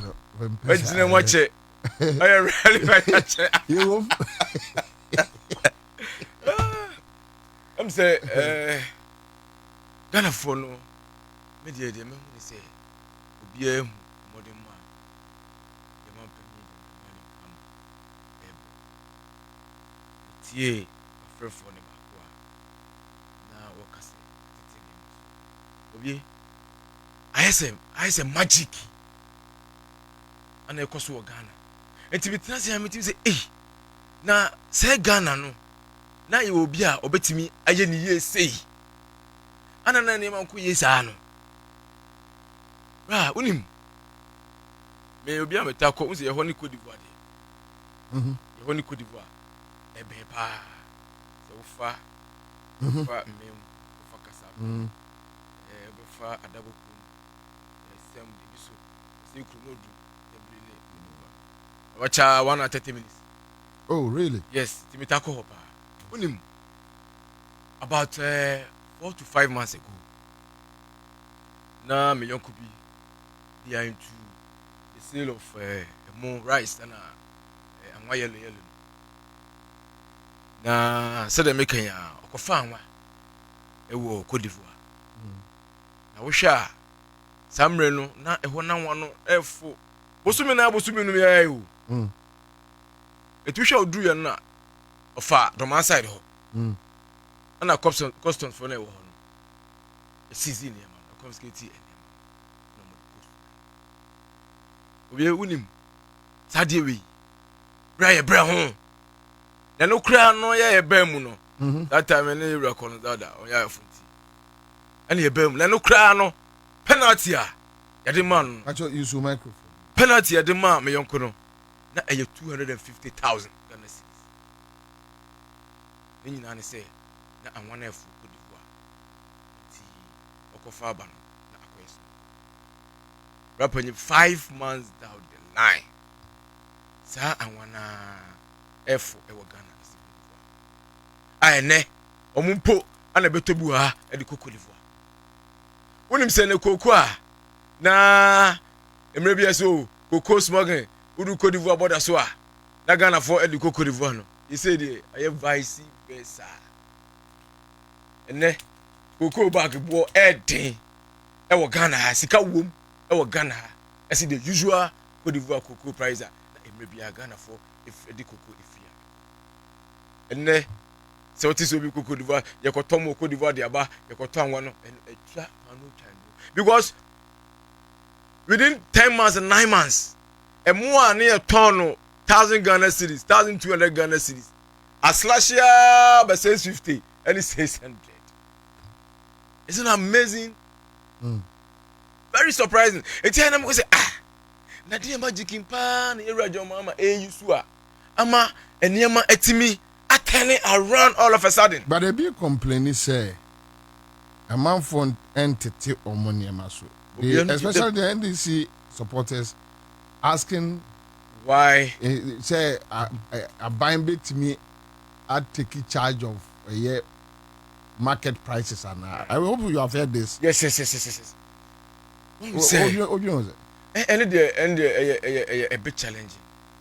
Say the economy no see about form. Say the name is equal. Na enipa because of political difference so man can say three po. Na said the was say the energy because of some man abandon air unpopularity. We say the budget says me dey that na me dey be there. I think say a good call. Na all the agencies are almost say you bet me regulate your prices. But how can we regulate it? Ghana is practicing the free market. That is a challenge though. But me there. The only say if you be a mensa last me call one of your sister states now they will complain about abosokai. Na me akra me defend kakra. Say so money ma no. Me say engine ne sa ne ma no de. Itimi da ho aba fie mienu. Fie baako na yentoy. It is ano de. Aya na omo twen say old stock no ebe ko Ansah na omo wa coming out of the new price. Omo then there is a bit allowable. Ebe then who say old stock no ko. That is another question to ask. Eti what's we Ghana de yan kasa we are enemies to ourselves.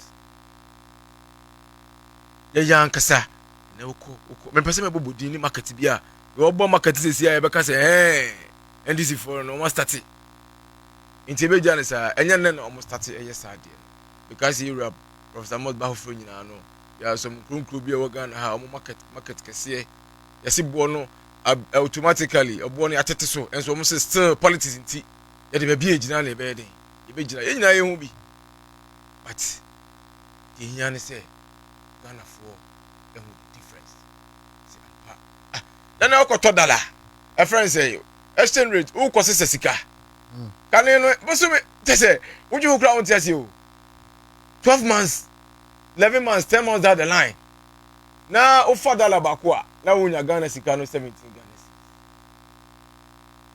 and ko baby o and ne offer dollar bakwa wa kosura and 11 Ghana na the ya na ya me won say ye nua no rate mi nya kokoduro say ye die Ghana your mama nya sika no atofo si nya sika no ana odi akɔhye ye friend say ye economy ni sika nim ama sika na nya hodi so anam say let o man kasa na ye den mo munya sika nim dia mo de ye mo ko tutu amana munya sika ye nim ba bia mo de sika no efae ye de yesi emfa nkotu amana ne mum ye de beye ne say ye de be hye economy ye de be hye sika na nya hodi na afei obi e wonim Ghana ha oma omukuta abusua ye mo ye business people they are the most influential people and okokuma say magazine udru magazine so obi pagya wɔ magazine sei a efie ni nyinaa ni da so no me ɔfa baako sa okudu magazine friend is a case mo mo di a friend is saying heavy duty trucks no yeah yɛbɛto aba 2024 ɔfrɛ ba magazine 3 times a make campaign especially half na ɛyɛ Joe magazine na obi se wodu no mo ka mo awerɛ ho sɛm ɔse first no Ansah na Europe mama ebe free to 2016 no na ni trailer ti no kɛseɛ no na ɔkra no 70 to 80,000 dollars but 2024 me call hɔ no ɔsɔ no they say me uni 40,000 ɛkɔ 400,000 nti me enkra trailer ti ɔnso adwuma wɔ yɛ no I see abusua no so ani no so such a person simple sika yɛ de bɛyɛ akwan no sika yɛ de bɛtu nsuo sika yɛ de bɛyɛ hospital no ti ɛkyɛ mu fa half ne yɛnkasa saa half no yɛmfa nhyɛ yɛ sika nim sɛdeɛ ɛbɛyɛ a abusua no ti na ɔmo yɛ businesses no sika no bɛnya ahoɔden na ɔmo kra nneɛma no a ayɛfoɔ ama ɔmo na ɔmo nya mfasoɔ bi they will be happy because so ne ɛkɔ yɛ ma no a agya na wɔfa asefoɔ bɛdidi na wɔfa asefoɔ bɛkɔ school na wɔfa asefoɔ kora pɛdwo tira ɔbɛma ɔmo bi na mmom trailer tia no ɔtɔ no 70,000 before 2016 na ɛnɛ na before 2012 2024 election ɔtɔ no 340,000 how do you expect so bɛhwɛ busua eti Kwabena ne timi tena nkyɛn ɛka sɛ yɛsi sika no akɔhyɛ yɛfrɛ no sɛ seed no ne ahoɔden nti ɛnyɛ sustainable a I mean na me de bia mo kasa no a ɛyɛ debate of parliament na me hwɛ mu saa me sɛ mo igya mo Ghana for no social media for no Gen Z for ampa so ensɛm bia mo ka no chamber hɔ nra efiri yɛ friend sɛn abena sare so ɛba yɛ friend Kabiru mo so yɛ post to ko various social media platforms and they said the Gen Z for no amanfo no si edit you matter condemn you ma no say indeed kanena na your friend is saying MP woman ya hu baako 1 month obekodwa no dwa no mo twa ntora kire ya etwam eno bi afa no fo a TikTok ra na de keke ende kasa bia o kasa bia obi ka bi ho enti dia koso bia no people are privy to it you can't see right to force and call Accra100 market.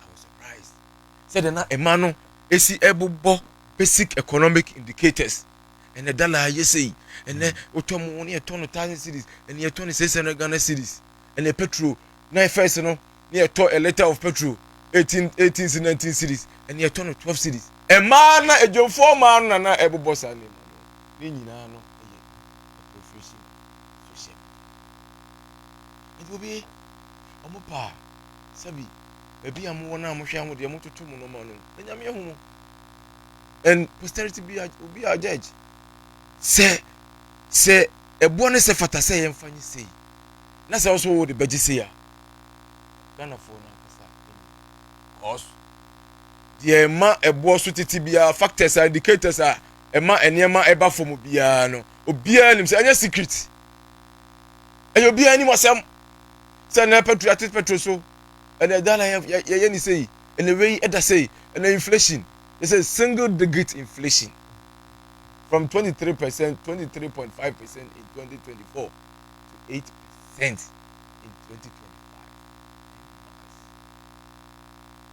Isn't it amazing? And you're president. Opia enim. And no GDA. See we are to force in Rajon Dramani Mahama. Say indicators when you no. You best sustain no. Obi ene your friend is saying agree. Yeah. Is it within 10 months? Your agriculture will grow by a friend is saying 6%. 6%. Ebiane no way. When I said we say now we say food glat. I say my penina kasa ono kasa ni nim die ono na great minister. I see enne from basic schools or more school feeding program. Eko see senior high schools. Yeah. Ekofa buffer stock. Wa obeto aduane ama nkura di bia no school for na di bia no. Ira agenda ma ni say Cheska Sama Agri Ministry, 100 million Ghana cedis. Wasa Shasa Wasa Finance Minister. Says can want to turn him on. Say Esa what's for bisa. This is the president. Ghana for the Christian free methods. It's enyama mama. Say na baby obefa bia do bia can say if you tie o college no. Ensema no mo kan say Ghana for ya. So no akasa to say kwa wo. And no make statement bi. Yeah. That statement no so no. Say Obama mu no. Na say when the policy chair you could clearly see say baby ayera mahama e de Ghana e. Wow baby no. If the esana wa chat one we a mistake ba no obi ba no reason kase ba o kase pa asa ba no so we a least mistake now we man panya obi ba bi si na 9 na want me we dey one maintain no and na one for bia kan na o mani ba below 5% kra na one get one feel na you am ma bibia hu say Ghana no say obi obeti ye ni ye ni mu man na e bua payo ani abro hwe de we me ye mfie ochechwe mu obi ne say Ghana no the nice o hwe na any president o de na ka we just never discuss here no confrata issue ne ensema na e boba sector by sector wow the president sakasi o say we na appointee na keta se scandal bi bon ho a or the baby was a scapegoat be a sacrificial lamb why you be da ah you see the friend is saying the worry ko top no so cause of worry cry na chi yeah ka say yenim obi kura na no kan na ba mu e record no so obenya over $1 million and say no we politics one first cano he was forced to resign. Kebasu brand discussing and woman. Fiabi. A book appeal. The national service. Those times national service for you know Mahama my yes Akio Munina, yes Ajiji Sika. A car on the ball man, yes Jinina. The praise no me and this. But the sustenance. Say a bit to me. Ehu de yehu kopem emra bay. Are we going to see a year prices of commodities down till when? Say buying bit me sustain esa we chat we obi maybe have a family say relatives not about your beliefs. Yes. Until I'm about with explanation. Unim the intia mama which did you say? Sanyema Ira Mama a year 2025. Obetimia a year twasso. Because ye buy no. And my bonnet and a car. You better ya still.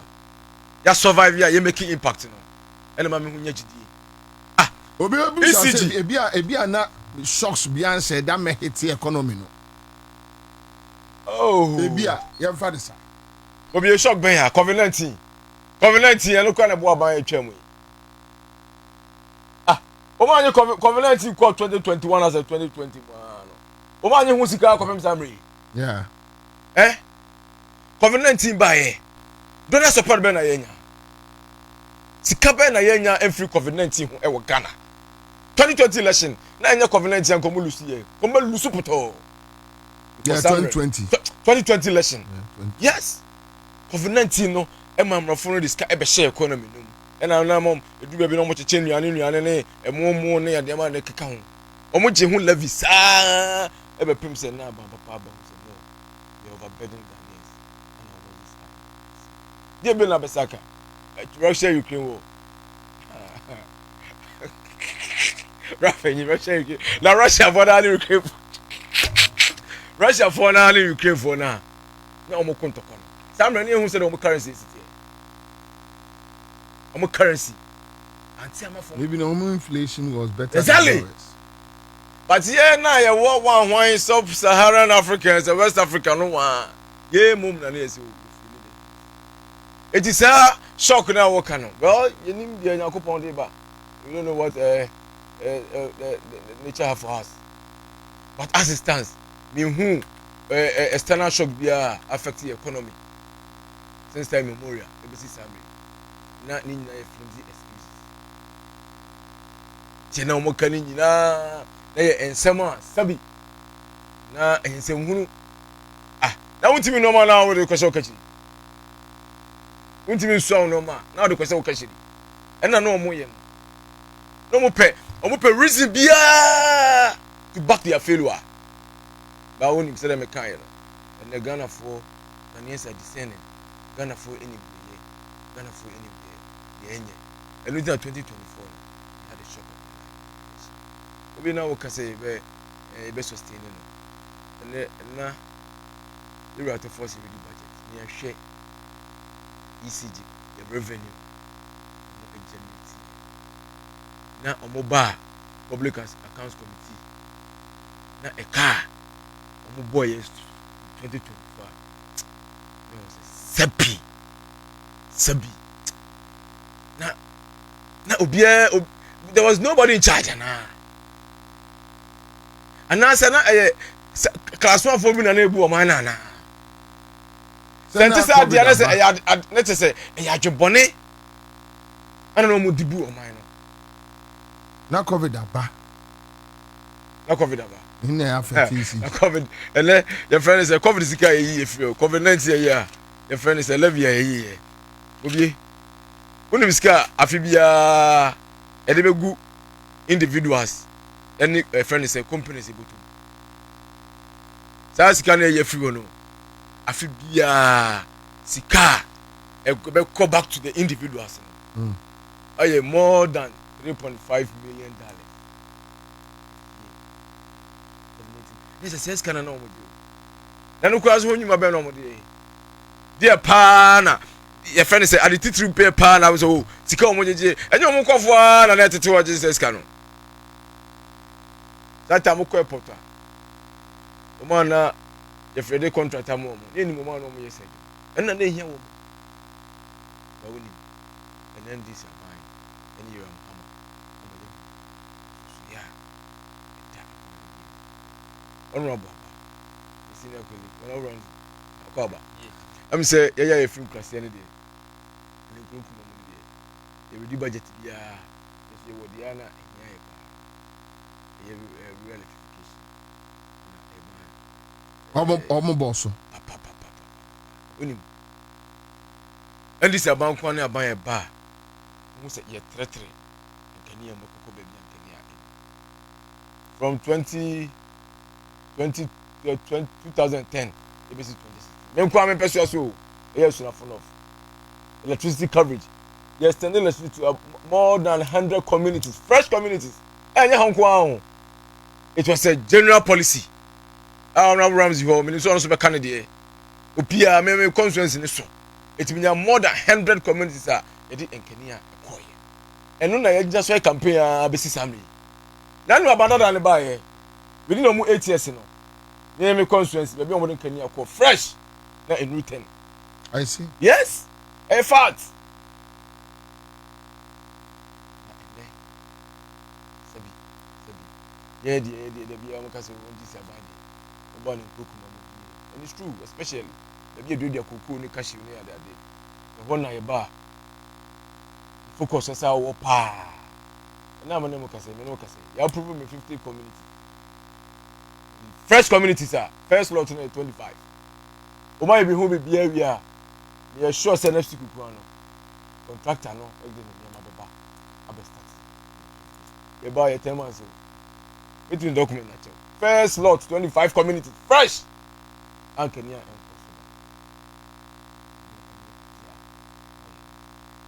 Ghana.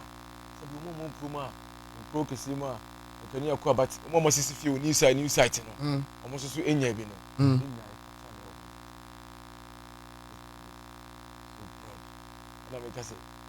Say one, Nasi, the honorable bar. I done a you come with me, I can come for by. And I'm community day school, you blow. No budgeting. You're completely petty. You're calling and you're bro. Yes, this is school are dying. School are Cassia, Makoma, and you're watching. Now your co position in your sabato. Just like a crack, yes, I crack. That is the e block policy. Community day schools. And the community day schools are your mamma, the Ewia Cacrano. You only boy, man. So, come in, the folk will be a Jama. Yeah, I know. He said in school, I'm a who I say a Jama, I'm a Jamaian.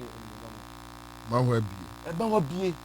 Because they are finally, make one more year because I pay. But Tetino, I would say,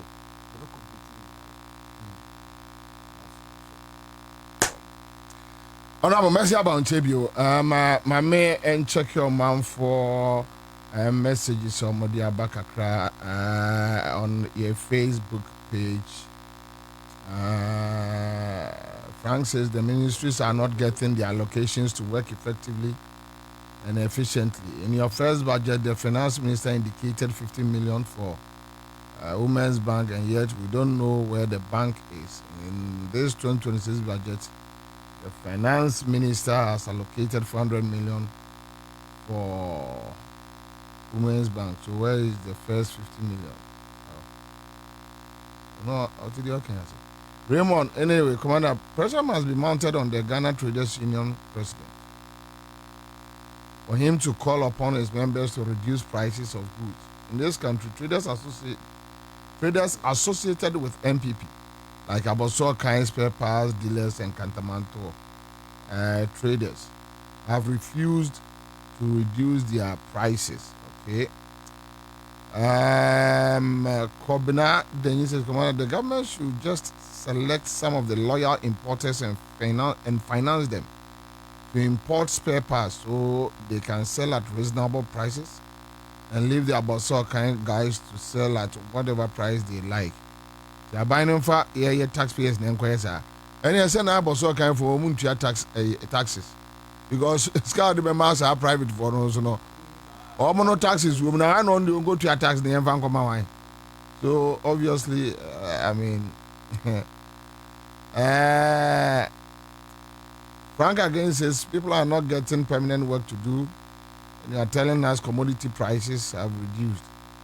Scammers in government. All right. Jerry says, Bobie, I disagree with you. If you say government cannot control someone's prices or market prices, it is for this reason why Accra100 Rollins of blessed memory introduced the 31st December Women's Movement. The prices at Aboso are not the same as the one in Kumasi. Kumasi is cheaper. The president should establish a new Aboso for us. All the businesses of cartel sabotaging the government with product pricing should have a government competition, and let's see how things will go. Tax. How can you compete? How a MPP for ye? Also, almost all my PFG. The PFG no aduane aba adentina adwadi foto aduane na abode. Na akufo ado atimi aka kire akoto se ne onkofa aduane megu ministries no meton. Na omo no compete with eye omo moton bode ne banchi wodwom.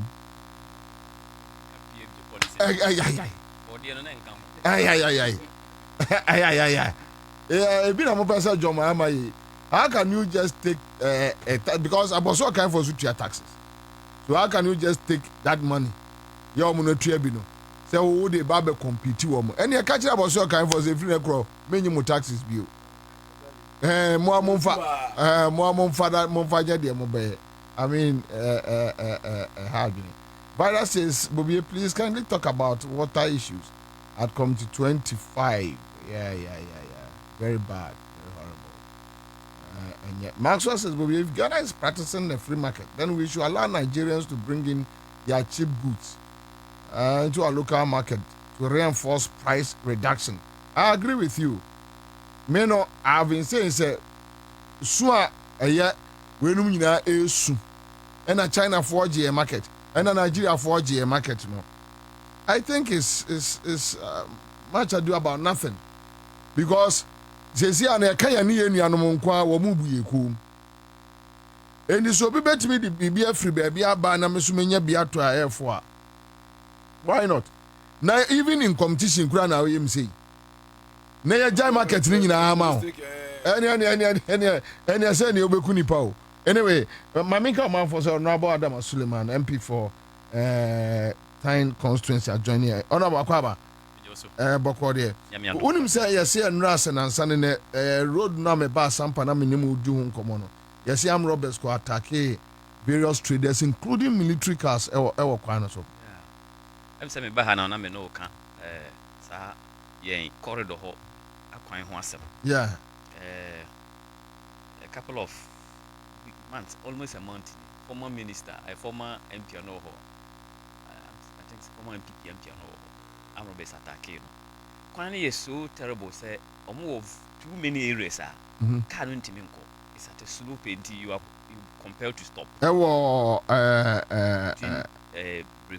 Brekum. Sampa. And also between Soko, Kosi, Soko for Menja Namasa. Baby Brody, the other so Kosi Sampa. And you even between Wenchi, Eban Sokoro.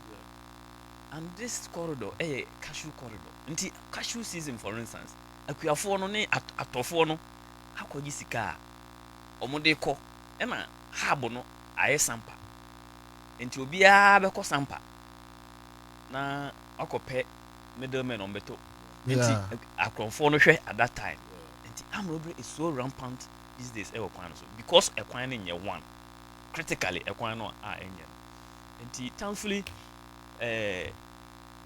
that's corridor no yeah come on say me between Sampa and Brekum no there big push na up capture ya award the contract no until mahu say almost started from when she found so almost started na drobo kwai no and na make no say drobo no mfimfin yes Sampa Adamsu ye free Sampa na sia no almost started ye free o yan yes for me nam kwa no so na bibia omo frase be say enanan o se nansa ne I see yes afi no mu nyina ekosa yes this other corridor no and afi yes ya wode nso mo break it into three lots na free wenjia Kosi Sampa so Kwabena trust President Mama we will do it because budget we you approve cashew processing factory was Sampa.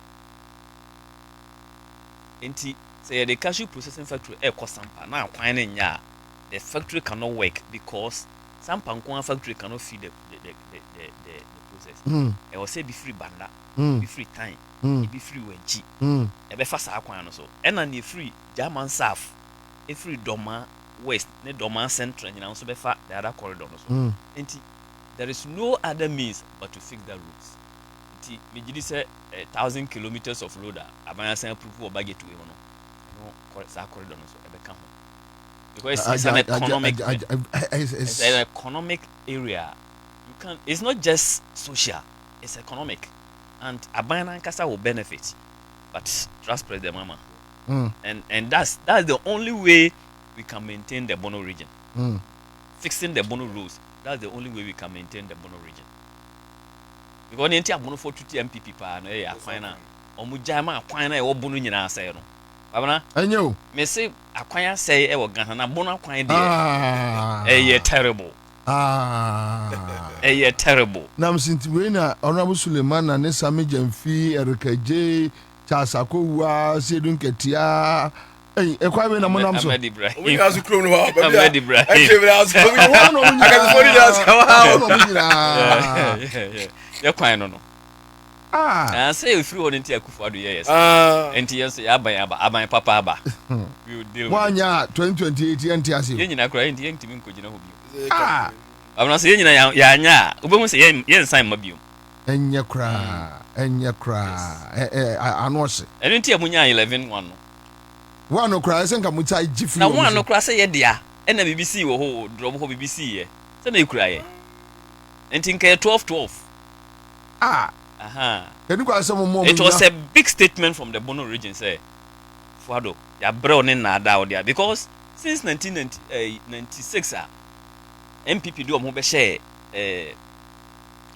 omo be share parliamentary democracy. Multi-party democracy. We said 92 omo anko parliamentary one, but 96 omo by 2000 by. You see, since that period, no Bono region no there. They have hold the Bono region. Na ye win Bono a half no. Bono East. Go hona ya ho den kese no. Ewo. But o Bono region no crowd o 2016 about to na eto ye na. We had one seat. Ewo Bono region no. Only bana ke. And 2020 ye beji 5. And almost ebe kan 1 ho na 6 no almost nya 6 chimpe. And 2024 ya 10 abeji 11. And ya mo 1. It is a year kwan na 2028 12 out of 12 ye mo mo bi na ye 12 no so na year kwan no wi you sustain development abono for no so omo hwa impuntu de obi ahwe se de obi apenu no yes obi a okọ aye ahunamem okọ eastern region okọ mrs say amna ukrom for kra na impuntu no mo hwe ene mpuntu no mo de to abo wo mo se so mo for MPP ni ani ukrom for kra ne ene omo de MPP twa omo for ene omo se ene abrante no a president mama de na mo omo ene ne president mama eyenti se ko dra Asante region enko kan MPP asem nkyere ka de ubetimi aye mpuntu asem kyere omo no se omo pese ka de ubetimi aye de aboa ye ama o mine tumpon ese nkwala na aba no ona bo maso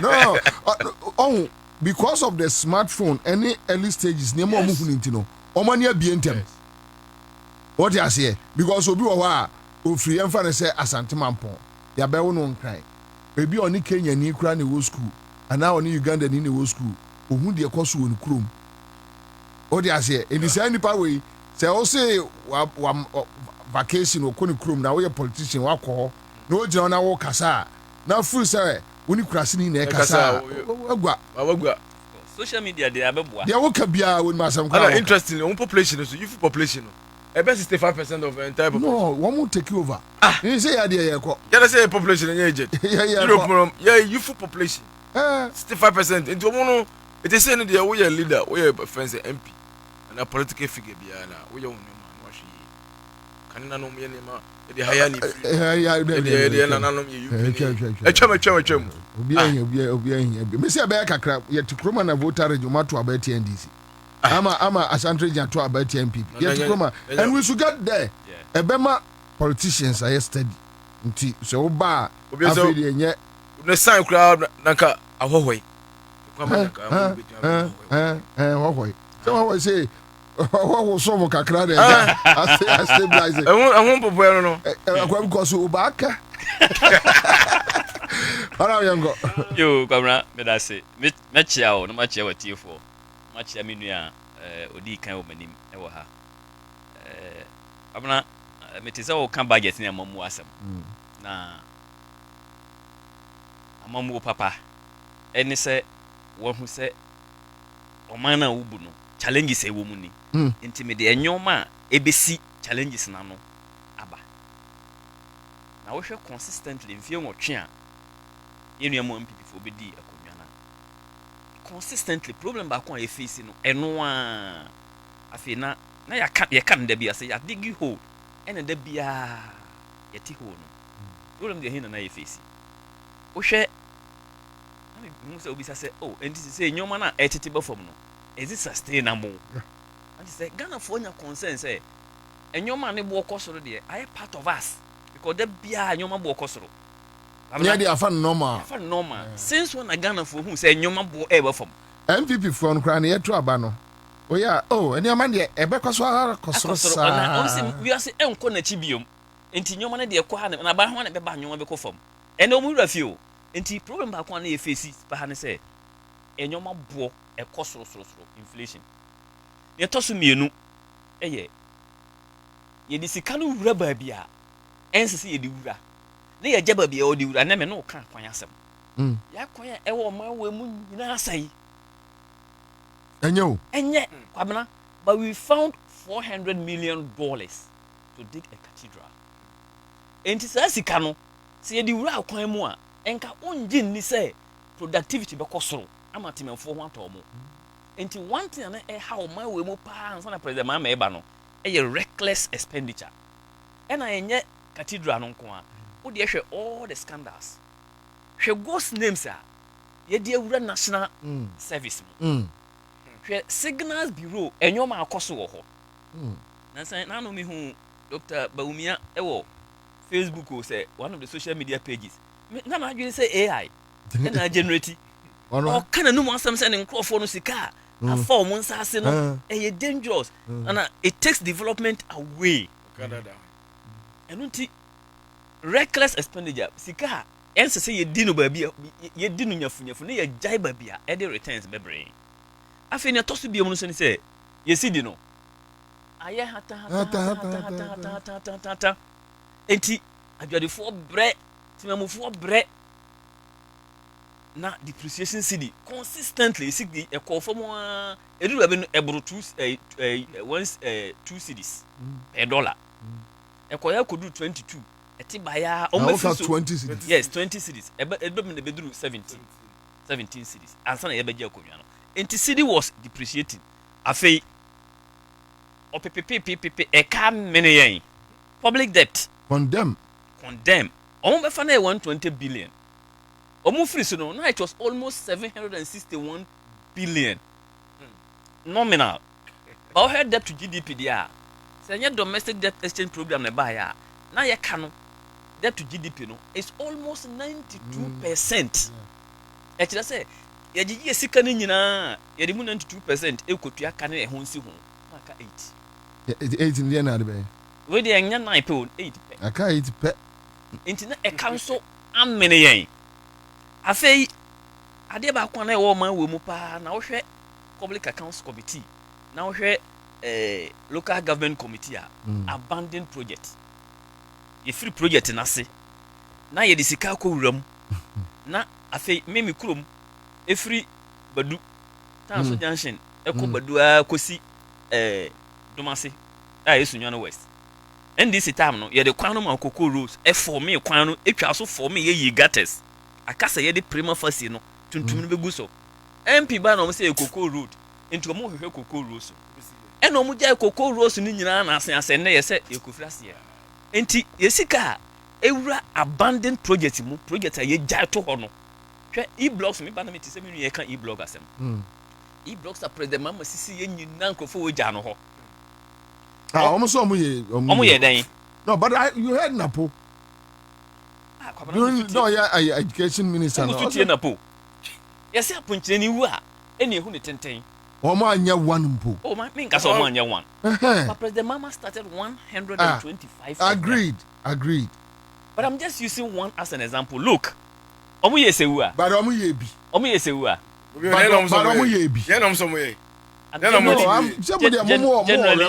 generally I'm talking about abandoned projects and I bought and I'm a ball free senior a community day senior high school exactly what's omo ye bi but the baby no mu jai gu muram okay ye hospitals are president mama free say no mu jai ye maka kokko roads no mu jai ye enti ama infrastructure ni nyina tete na sika ewura abandoned project mu no e chen corruption if you say so jane ne na obe frase e bi mo you need sika foforo afi ne to super high I don't know you unye sika foforo adam mo yes have mistake no I don't know abna because my more typical example na mete say honorable Atufos na eka pokriase kwai that omukwaje is it exim 750 million from exim sikana asa nya pokuase ne so amenyina ka ho sikana asa but project no wo ho omo draw down sika no at a go 30% enti na ya mo nyere nkrofo no na mo me anyi sika no mfa nkoye na mo asa akopɛ sika foforo na obi adi no ɔkɔ why eno ho asɛm ti ama bahad abana ho asɛm ti ama bahad me okay alright na nema sika no asane sɛ ene wo ye 1 kilometer of road na MPP penso no ene nyomo no bo na stabilize but ade chinkura price ni timesisa enti if you don't use the money when you sika no ne anya ne so de ye na o ma ade echi so enam yensa to so obem sika no bo akosoro nti that money we approve no cannot do the project enti se wo jai o abandon project to ha e ma wo kadodo nyoma we so what Pancha say they use the money but anso anaso omo anu sika no road na o sika ho asem sisi ai $750 million omo use just 100 million they can away they can omo the other expenditure that we cannot verify. Why can't you guys verify? The finance minister can verify for us. In fact, when he went to Joy FM on beside this particular questioner and also only data no, but they should give him time. He will go and bring the data. What they use the money for, what they told him they use the money for, through data on the amount, handing over those on the amount. And when we get the data, we will come and also explain to you. And to say no way, and an Ghana for a celebrity. And this oh yeah, buying now take you over. And you so take you over now, Dimirika, onam ha, yehu ha, dabi. You must fix the system. In fixing the system, it comes with your policy. Enti budget no, it's not just about numbers now. You be kind no. Numbers no, the estimates, but the policy behind and the influencing numbers no. Enti when your parliament in the you discussing the policy. Who say we had idea we dia, or say the budget statement and economic policy. And no na MPP for nimi no. The last part, economic policy. They didn't know what policy meant. But you have to force any president mama actually say we knew what policy. Until ne, so when we say enyoma year 2025 budget no, policies be a yedi shame no. Ena 2026 so yasan di be a shame. And it means obi 7 million say ya better than sustain this policies will sustain us. Anya sa see you lose ya be say na Akufo-Addo ene kenoforiata ni ba omi lose omo belt na omo we bebo. Allowance be down home omo di bi hihye mu. Me say no mu ni bet holes mpo. Eno nti but not atete obi ad ne nsa bom National Cathedral Pualugu Sky Train Signal Bureau National Service SML. And to be hard in a because there were no control measures. Nobody was in charge. And in order to solve these problems, inflation, any reckless expenditure, depreciating in your money, we have to bring up policies. Kwabena, a present budget. Now you present a budget. What would you say? Or see, we have chapter 4 of budget statement. Or see, Mr. Speaker. I will also present the following bills, regulations, and memoranda for consideration. Sa nyoma we and na be solve problems na aka no. Kwabena ne din kan pa aban eyeye in 2024 in 2025. Ene so aba. Ene say nansan bi se mo hwe Public Accounts Committee a ye the state owned agencies e betena ho. Bakon ECG. All the budget lines are on their momo. Omo di atra. Do you know why? Because omo they generate the resources. They don't rely on aban sika appropriation na aban aye no. Aban sika otwitwa ochichema on. Because omo timi generate omo resources. A lot of the state owned agencies are omo rely on solely on IGF. Obeko omo books mo no. Na omo sika no omo dia manabro appropriation no so. I see. And ne man ne basa ne say ono we MD. When you say state owned agencies ni be MD kuraji sika chain president. Oh yes. Hey. Ono we MD. Enya better o. O ye MD. Ono timi di so the discretion say yenko ye wi. Hwe enyoma ECG for ato. Why is no matter no? they will not need wires for 10 years. Omakoto jute sacks in the next 5 years, they will even need it for anything. Cocoa board did the same thing. It's because I buy it tenancy. President Mama buy no tenancy. On to force no say ye janyoma we sa ma no koswa enye ye. Enti say we a ministry, papa ye ministry, am ye ministry, we a ministry na ye mama appropriation we are. Yes you appropriation e be 1 million Ghana cedis. We dey 500 Ghana cedis. We 700 Ghana cedis. Obi a wie no. First na atwam no for that na akufo ado person. Ya appropriate ma mu biemu a. Ne mo di sika ne be ye ne de aban ma mu biom. Na mo amoye. Entu be hu ana omo di sika na ma na boro na be ye debt. Na ye ka no ekosoro. Na to force we cannot continue say ye bokasa to hosa manchirima. NTF be a friend of commitment authorization. We have public procurement authority PPA. Omumremu no. Say opese we use so sourcing. Opese we procurement bia enye competitive bidding na. A broad threshold bi so a o chiro komo PPA na PPA mo approval na waye. Na won amanfo abuse PPA system no so. And until what do you need to do? Bring legislations. And a friend democracy. Into question na ye bisa ho say adwumayefo no mo so mo ntete omo nyoma so no. You free market economy. So you can't go and say me ye way. But what you need to do is bring legislation. Bring emra. Those legislations will compel adwumayefo at the tonfo no. So now we are seeing this. We will come up with solutions through legislations to deal with them.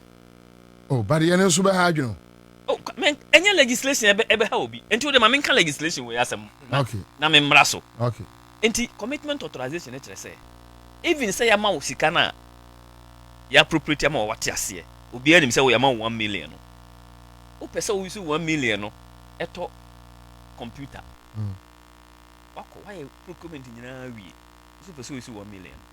E wo say wo twro letter. E common minister for finance. Na minister no san asesa ampa ma hu se wo sika wo account no enti wo betimi sika na wo ho no betimi ato computer no enti mama wo kwan koto ansa na watuma koto ene fa no commitment authorization enti obi a ntimi ensori en committee state no emfa sika bi ayi nkohye se ye kwa akoye we abra sika ni ho because sika ni ho na ukobo besia there will be interest on it enti one of the things aboa ama yen reckless expenditure obi ati ba bia say commitment authorization wo ho a enka yantimi ansi national cathedral no ka yantimi anfa Ghana sika nkoro national cathedral no enka commitment authorization wo ho a enka sky train no yen use dollars enfa nko without na yenya adwuma bia because when you come to the minister he will have to satisfy himself say what accounts no sika ne dem now won't it affect your operational cost and everything. Their benchmarks or the satisfied. So this is a new legislation. It's legislation that we passed in 2025. A few way high by and this by and a pass here. And it is who say MPP for no so say abano spend this car. Sikanish abano bottom person. No, that's not how it is. It is because people are not able to justify. You pass the amount, but one justifier or prove amount because minister say. Yes, spend it in areas. Eddie and Punto Bebre. That is the situation for now. Well, no lie, no. Yes. And everything that happened in the ministry, they say minister not so. And I see Casemini now of him to so now he sees everything and authorize everything. And you can't go and tell me, say, oh, computer we. No, I say I call for baby, but say me say I call computer. Even though the budget has been approved. Even though the budget has been approved. The budget was approved for goods and services without actually stating say goods and services now okoye. Into goods and services now person okoto. It must make sense to the minister. Eno a giant reckless expenditure no. I say eno so discipline also to emaye moka bebre amaye ye public debt no aba from because public debt ni bebre no enye central government debt eye SOEs cocoa board ka wode almost 70 billion. ECG at the car. Bebre ni nyina kai public debt no ho. Enti say it means stop SOEs no from some reckless expenditure and reduce a car yede. one other things and say Kwabena na unsi esika yi aye hata ajagu wonim say cedi depreciation any appreciation no e demand and supply omo ye economics kakra e wo school mu no wonim say goods bia e dɔɔso a e bebre a ne bo ba fam ba say is enoso a ne bo kɔsoro enti say usika no dollar na odi ye wadwuma ye wo importers o man we mu omo sika bi omo hia dollars na Kwabena importers ni hia dollars. I forgot about black market or ye fa black market for no nyina nka ho ene banks ni nyina nka ho omo hia omo banks omo black market so okona sika no nni ho a nipa na okura dollar kakra no o se dollar no bi nni ho me kakra me woni enti se wo de 10 cedis aba me nje me twam obi go de 15 cedis be bre me obi say okay obi so man 15 me so me ma 16 na dollar ba kono ne bo no e kosoro e osidi no because enoso. Until if you want to solve the problem, one is to make dollars available. You see, dollar no ha. Until also we transaction, a local generated economy na generates a transaction na the dollars ebe brew. Until buy na say no.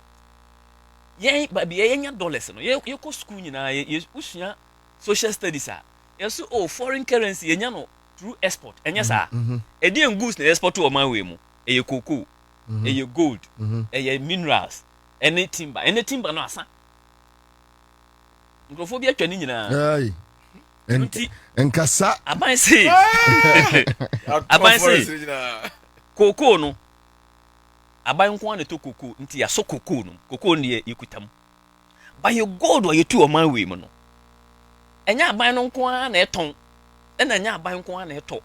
Ankura eto gold no. Enti sa wokọ the foreign minerals officer Ghana gold a call China no a door so chain near report unko do say oh China Ghana export to maybe $4 billion worth of gold but obeba ye ha no na ya export to 1 billion is because a black market and e call you and I say ato force any president say let this critical yen create gold board na yema gold board the opportunity so no nko na betuma export to gold e ba sa ye be hu the number of gold na gold no so kwa e de na e ba dollars see him channel no so you can easily track until now all gold reserves and ye nyina ye the fa gold board until gold board no e ba ye no so ama ye a lot of forest dollars na ba no I might have to intermediate. Give the dollars to the banks. Let the dollars become available. Send a beya. Obi anti dollars in the raise prices of the city. Because now economics it become more available. And I can't want ya manage your city no because dollars forex is available. First, it must be available first before ubet say ye intermediate. There's nothing that you can do. And think Casamro ye drew ya Christmas. Can dollar no more but still fairly stable. Very stable because now we have regular supply of forest. But at least you read the same it will stabilize. Ebe shaking ho kakra. But because it is deliberate policy, you still maintain.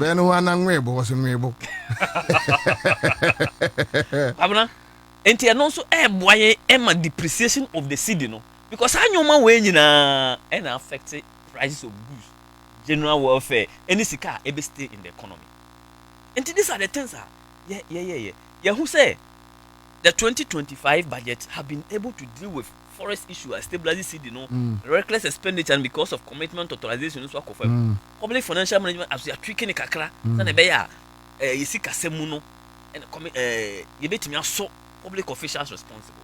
They say idea ba kon ye hu ni say uko covered entities a omutimi procurement e wo omo covered entities no they say uko this assembly uko agencies uko department agencies MDAs no emre bi atwam no there are certain ceilings for threshold a ye de procurement yes say sika no bro 5,000 sika near 5,000 coordinating director ebetimi assign sisika no eburu 20,000 ontimi assign sisika no 100,000 and 99,000 this year bet me assign say bro 99,000 100,000 ekwa I think 200 and something so that this intimate sign afi assembly na nkasa so on the threshold e won e bro assembly so dey so get say they call RCC yes set prices way in 2016 emra e pass a Public Procurement Authority Act.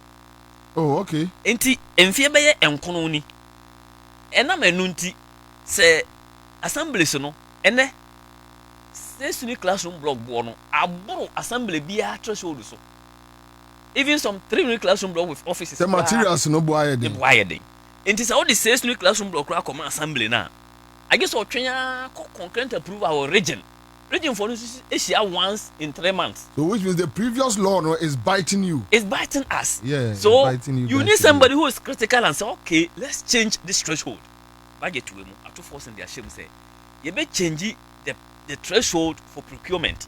Now making it easier for MDAs to be able to award the contract itself. Na sika hanko daho na project no so and delay. So he said we will change the threshold. A project need delay. A delay no. And now me no ka say some assemblies. Ghana president mama they call this assemblies. Or CNC states class block back. Yes. Some assemblies 6 million, some more than some 7, some even 10 million. I see. I'm telling you. It cannot be what edaho. But because of procurement I was so trying call for concurrent approval. A lot of the 6 new classroom blocks have not been able to be built. But scanned out. And unti yewura ato force any president mama say omode be adjust the threshold for procurement. Afi say ye procurement ni wie na project na start ya. Obi any project na chi biom because what about PPA and our procurement or my your evaluation amount or start project. There should be a value for money office. Near say project way also better adi way.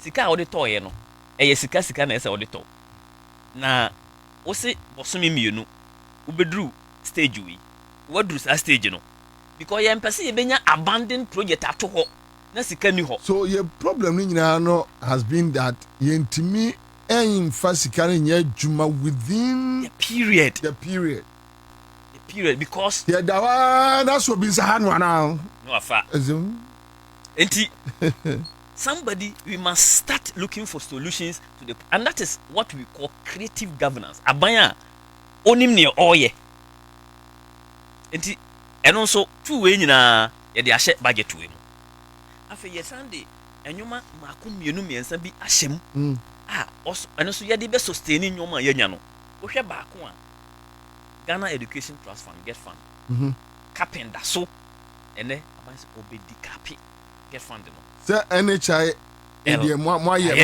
year through that. Yeah, get funding so dear. Let's see, can I call? Na president must Obama 200 pay no next can get funding. Eco central government presidency. Eco finance ministry of Watchmo.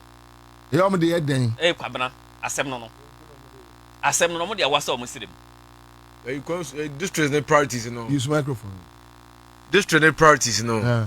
And I'm so munim district priorities nti ade bia no mo ye enti me ho say na ye wo district municipal assembly block 3-story building and no offices no kra no omunkum like offices be da ho space e wo ho obi ewunim say omutimi e approve ya obisa be see about 4-story and 5-story e wo ne nchen said the be ya ba wonim de to mo yes me wa I see. Community be in school down basa chip compound why here. This is the difference. It's the one local governance no here busy basa. Yes. Abra enochi ye here pa for me. One of the key policies are to force and diaba. And thankfully no I pass here. Sharp. Bill no the ban ya pass amano. The last one. We page 1 paragraph 4. Or say request for approval for revised investment policy of the Ghana Petroleum Funds in line with section 31A of the Petroleum Revenue Management Act. Say ye gi esika free petrol no mo a. Okay. Ye gi esika free petrol no mo a. Ye invest a yenya 1% returns. investment ni nyinaa just World Bank ni IMF ɛna yɛtɔ ɔmo bonds no free na ɔmo ma yɛn loan a interest huge yes we are investing in IMF but the interest is small you are to force at the year base and man say every 3 years I will say a revise investment portfolio no. But for all this since 2011 no finance minister has revised it or the aba ye man no kwan na on fire investment no to enko other investment portfolios mu apart from the IMF no na yenya more return yenya about at least 8% returns e wo ho enu nti se o the budget number won hu se o the tax abeka ho won hu se o the we abeka ho se yenye tax we e revenue measures a o the abeto ho no to enhance existing revenue instead of taxing people nti among for mu bisa say enti budget we nyina o the abeto ho no resources obenya no wo he they are in these policies. This is why we are enhancing revenue aye wo no so onya revenue no 1% e oil revenue returns ho now konya 8%. Do you know how much we are going to get? Substantial. Yeah. And all these are the reasons why government now wants to do a lot of the things that it wants to do. It is okay and your man buying so or baby this year. These are where the policies underpinning any revenues are or they. All right, thank you. Live on Accra 100.5 Citizen Show, and I think say yes, tintonte. Yeah, bobo and your man say no be adi be to no kutu game. Maybe I am a de get fund. No me say ne haruna drusu. I can't want them say only get fund no be ne barber share SHS free SHS. Only be a share a trainee foreign dear. I think say some papa, but say me catch them no. So our munia mejano I wanna afeji boss MD send name I made that form. Yeah. Friday in 1 week a dance man. Dance man. Almost say a friend say na aku kujo close. Yes, Sakaman. Sakamanti. Or some ram mejano. Maybe I thought for a year you know OSP to our mommy quick. Now me go through but I mean Musa Honorable Haruna OSP charges new charges or their ban with quick as an MP more do won come OSP no mo hu say kisi ajaben with the kind of neema or they bar the charges. I'm not talking about the people, right? Any who come on kwame edi so charges with Kenufuriata and SML issues. A bit feel say on a book game. On our runa. Bobie. I'm say OSP Juma Oya, especially Iraqi said that. Said they were okay. A lot of people will miss, feeling as a reaction. I want to Juma now. A bit feel say on Ukraine on your friend is saying in your nom ekonakana na omoye enyuma bi ebi so on the other breath ebi so ehun ni say adwuma na oye no de say they also see no na no ye no and ebi ne me ogidie say na adwuma na oye no say de esefata how na ni nyina chi no Bobie I think say case we ana ebema amanfo enye gidie wo dem say ampa is real in the counts of what they are back against Kenofuriata da be ni be dia some now enutina make say Bobie this is a test case. How test case say afena or the offense or prosecution such charges no any charges Indiana no attorney yenhwe na ade no attorney I'm sure sir attorney general also in a parallel no but the attorney general says he has been waiting so the documents until make say this is the timer also approving the words so they no approve a clear sir they no approve they are trying to prolong approve so what is it Bobie emra into the yenhwe yenim say emra say emra nipa na di mra ho nkomo eti ehwe Nipa ne bobo mra then we can determine that this is a good law or this is a bad law. When there are prosecutions, we know say we are bad prosecutions or we are good prosecutions. Nipa ne bobo. It won't say case we enter no. You see, when you put that, even with judgment from the court, judgment be a chaos, a bad system mubiano is a bad judgment. No matter how legal judgment, how legal tight it is. And say what the now you have about 90% of the people in the country talking about it like do you think say the papa? But I want to say posterity. I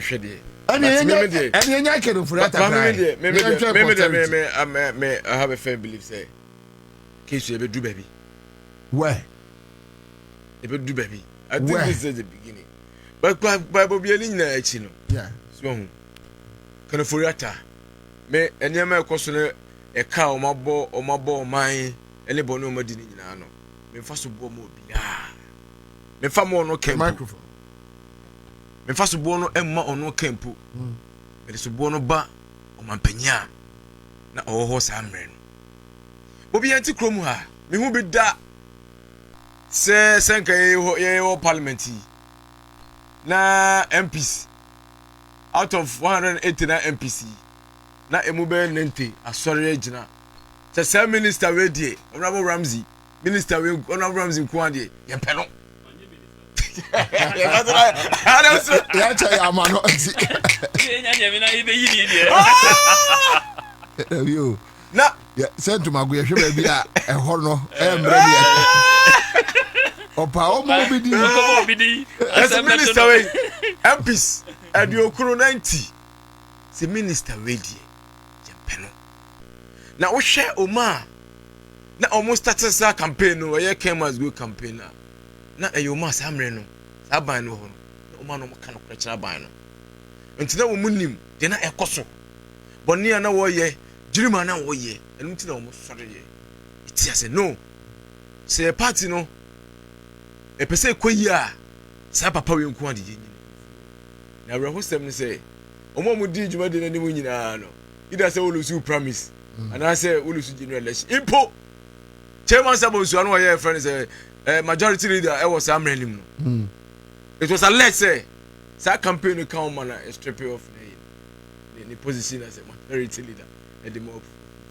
apia kubi lusi the seat Eugene Entry and Ansah ne friend no kisi adomako kisi and I am say one MP most of them lost their seats because of that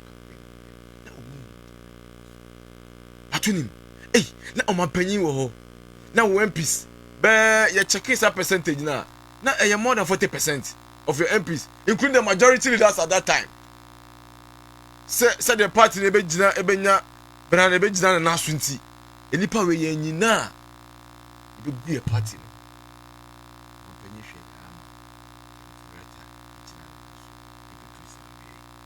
na obi ye di SML bonne no to a me ken me enunti na make say OSP let's give them the benefit of the doubt because me akasa kura na me amenya law me layman me lawyer me judge me no bia no me o ma me fax there ya kind of writer bet me charge na de betum ya fa SML kwanto nchen na enye wono na ye ba mu 20 efiri ba mu 2016 ni nim data bank ahode ba wonim finance minister we enya akukudro se Ghana fo a sabi na me adumo ma the last time who say Ghana ni baby ba be rural bank bi credit union bi no baby but ne say the ogongomu your friend is pakwisi indium youtuber amoben mu enu mo keka ho etimi nya ahode ne akokodro bie bank ma Ghana fo ade hye na ye adwuma wo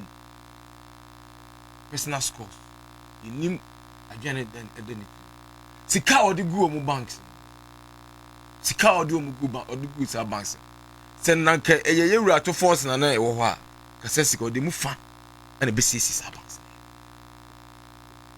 Send no mu wi aye. O di sika no, say sika no. Emu fa ana be siesie sa banse no. Ma banse nya ahode. Ama ne o ma on be ye modwuma nyina. Because last week me ko say me for Uber driver buy. O come bro for come. No business so ye UCC. No business had no so ye adwuma wo GM bank. Na be free wo. Adwuma wo ye. Of me stress na me ra. Beni ni pa no ye finance minister. Yama ye no kodan chen. Ye na nanom ye ofamo. Aye adwuma, teacher fo, nurse fo, wan hwan mo pay yesen. Ni atete abantete mo kakra say mo ko pension. Neja. Mo da hwe mo osa mo yare. Apanya kokuduro. Se sika no. Ye fa nkosi wo. Nkwaje bosia. Ansah na abunya access to sika na wan kaza wo sika no. Eye domestic debt exchange program. Ansah na wa wonya sika no se mfie num mfie nso echi. Ansah na wonya access to. Na mo so akra mo after pension, after retirement, say no mo di na asase so a. Mfie sen ano o ma cha nyame ahira wo kra no 10 years 15 years. But if papa yi enya sa akuku. Hwe obi hwe Bank of Ghana buildings. Economy like na ostati. Ba samutim. Obi say dey say beto ye. O da say oni awo na. Na me. Ani wo ye ne ka ba fi. Because say oni wo ne ba parliament. Ye hwe nkonye wo ma $11 million. Ira Muhammad Arega so say the nipa senko an wo den nim. Bekapa.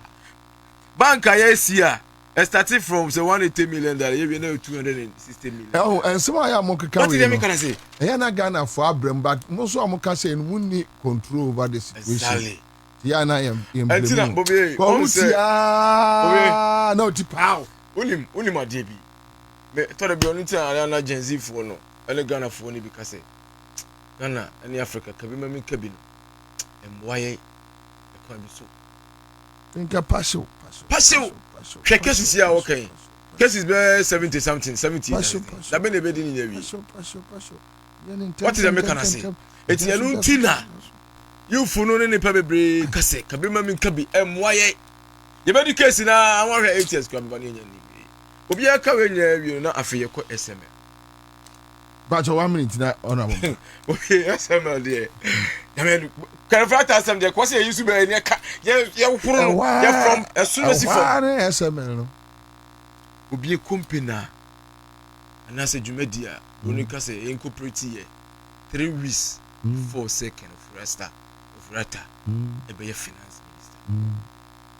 Company with no records of experience, no records of performance. Just say 1 year chino unko busa company asset obi akwa no na yetimi I entrusted Ghana sika say e dia masa company no na the all crown say omujuma de bia ni wa omoya na ba parliament impose company kura ba into existence.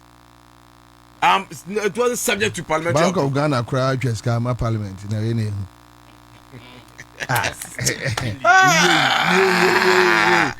subject to parliamentary na say time no senior minister no na Safumafo. Yes. Safumafo kura nya kokodu say sa company we dey yen discontinue omo nwumedie. But enam say finance minister no what say prime minister. Senior minister ma recommendation still na company no e dey e di no juma. Na Bobie die ese twema wo kura ne se e free se company no buy e besi December 2024 sika Ghana etua ma company no e 1.4 billion. Na se onye OSP ene Rera Mahama ne attorney general hwehwemu ene se ya terminate contract na anka e free enne e kopem 2028 so mu contract that a company yes 1.250 billion Ghana cedis company. Very sad, very pathetic. You know, so you see, Nina OSP in and that is why I asked you that question. Yes. I'm bound for a problem with the way. Exactly, that one. With the way. And this is a test case to the OFC. Anyway, because of time, but my member Unia Penny, Honorable Adama, Honorable, he said Jabin charges against Kenoforiata SML. What do you think? Okay, yeah, that's it. Who count one? Conspiracy to commit. A change her, and also. It also. The Canadian and microphone is a back. Minia. It's more than 10. Yes, so. Send a Minia can right from the word go. I wanted to give the OSP the benefit of the doubt. Right from the word go. Emra or started Wayang Konam or President Buffalo Pencil, no Wayang Konam no to na Anquanoma, maybe crab for the I really pity him because I saw him as somebody like Obeya Juma. Right to President Mama Peninsula, and truthfully, President Mama allow him to do his job as the constitution, as the constitutional creation. Now saying Attorney General Eba Bontin Ebe can say we are requesting for the docket on Ira Kenoforiata, but OSP and for docket no Emma. Yes. I think one spokesperson from OSP office hall Eba Bontin Ebe Kikan as a spokesperson Ebe Kikan say be say it is not up to time on the Attorney General blah blah blah blah. Enti amaye hu say emre na oba abonten ebeka yewura Kenoforiata asem no na sa amre no kura nurie o jampe gan no because ne mitie ye no kire say e wo say anka ye charge no Ansah na ya request for extradition into a jumping gun no be ye no ye nyina na ye shekara enti emaye hu say papa yi ofuru Kenoforiata no opese ye de no ba na opese ye de no ba because papa ne nam nkran e won nam abruchire won so te ha e na ave won ka story kire yen na wo to nwum kire yen. And how do you declare somebody wanted when people know what declare wanted crown also you name charges crown you name charger o di abono enti Attorney General mom ne ba ya o ma ye hu say I was say the justice system, the DOG, Department of Justice, America no, must be satisfied with charges they boni pano, and they must know say any political witch hunting any no. And at that time OSP so Emma who say will declare papa no fugitive no, not on charge no with anything. In law I say the wasum fidie no, but fidie ni nyaboa. Eno bi ehun so yasum fidie da bia na ekohwe fidie no fidie no so nya boa because onye fidie betimi achi aboa because won charge nipa no intimidate. I have personally I have no issue with the OSP being the OSP, but I have serious issues with his modus operandi. If you say all these corruption scandals bebrebe course no ne kese no okay the Public Financial Management Act if will be the account holder, and if will be the so no be operations no I've forgotten. You see the account holder Kenoforiata no ye minister no. A lot of the issues hovers around him. Look, and you might be the corruption scandals na ye kono. Astole no. Ora and some na ye kana astole no. Bebre no here Kenoforiata. Bebre. This will be trim. Yes, Kenoforiata. Ono na. Ono. You see what we need National Cathedral Agina. Kenoforiata. This will be trim. What we need Walugu factory no. Agina. This will be trim. What we need Sky Train no. Agina. This will be trim. Because he was the Minister of Finance. He was the one who committed. Yanti hane yedi yenuya kwampe prane Victor Salome minister any deputy minister Yente na omde ewura to forcing. Say ye dey to forcing court because ono ni minister order na man and should letters of credit. Na kedo virata na ni deputy ni wan. Ah, say deputy no ofra say no.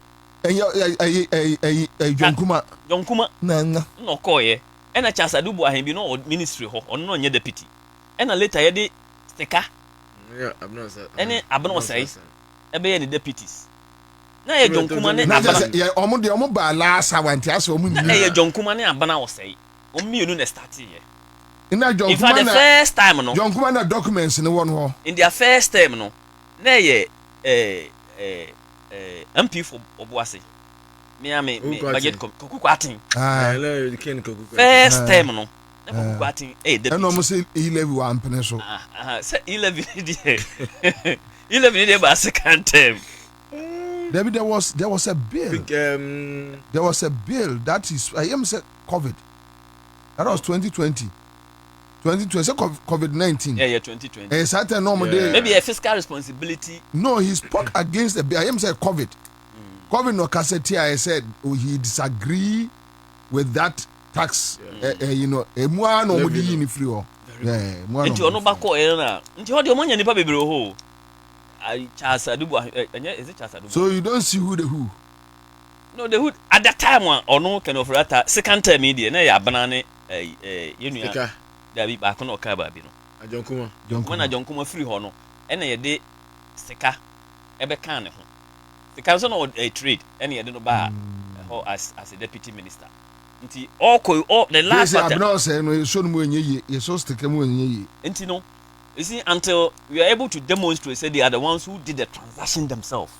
Otherwise, then we hold the man responsible. Intimidate, I have just. Think I don't want you to force in here. You almost tie in Libya. Say, you say, no, no, any Libya. Oh, say, no. Yeah, unka krevia. Yenti so mo. Aha. Intimidate. I mean, say, drew your generations who end this we are here, best or more. Yes. My catch them call and when you're movie. Maybe bedin as a chairman and this year. My catch them call and when you're movie. The Omoye Bia Munyo yet some no difference. Yes, open. Yes, remember Jidi Papa. Oh, yes, SML no.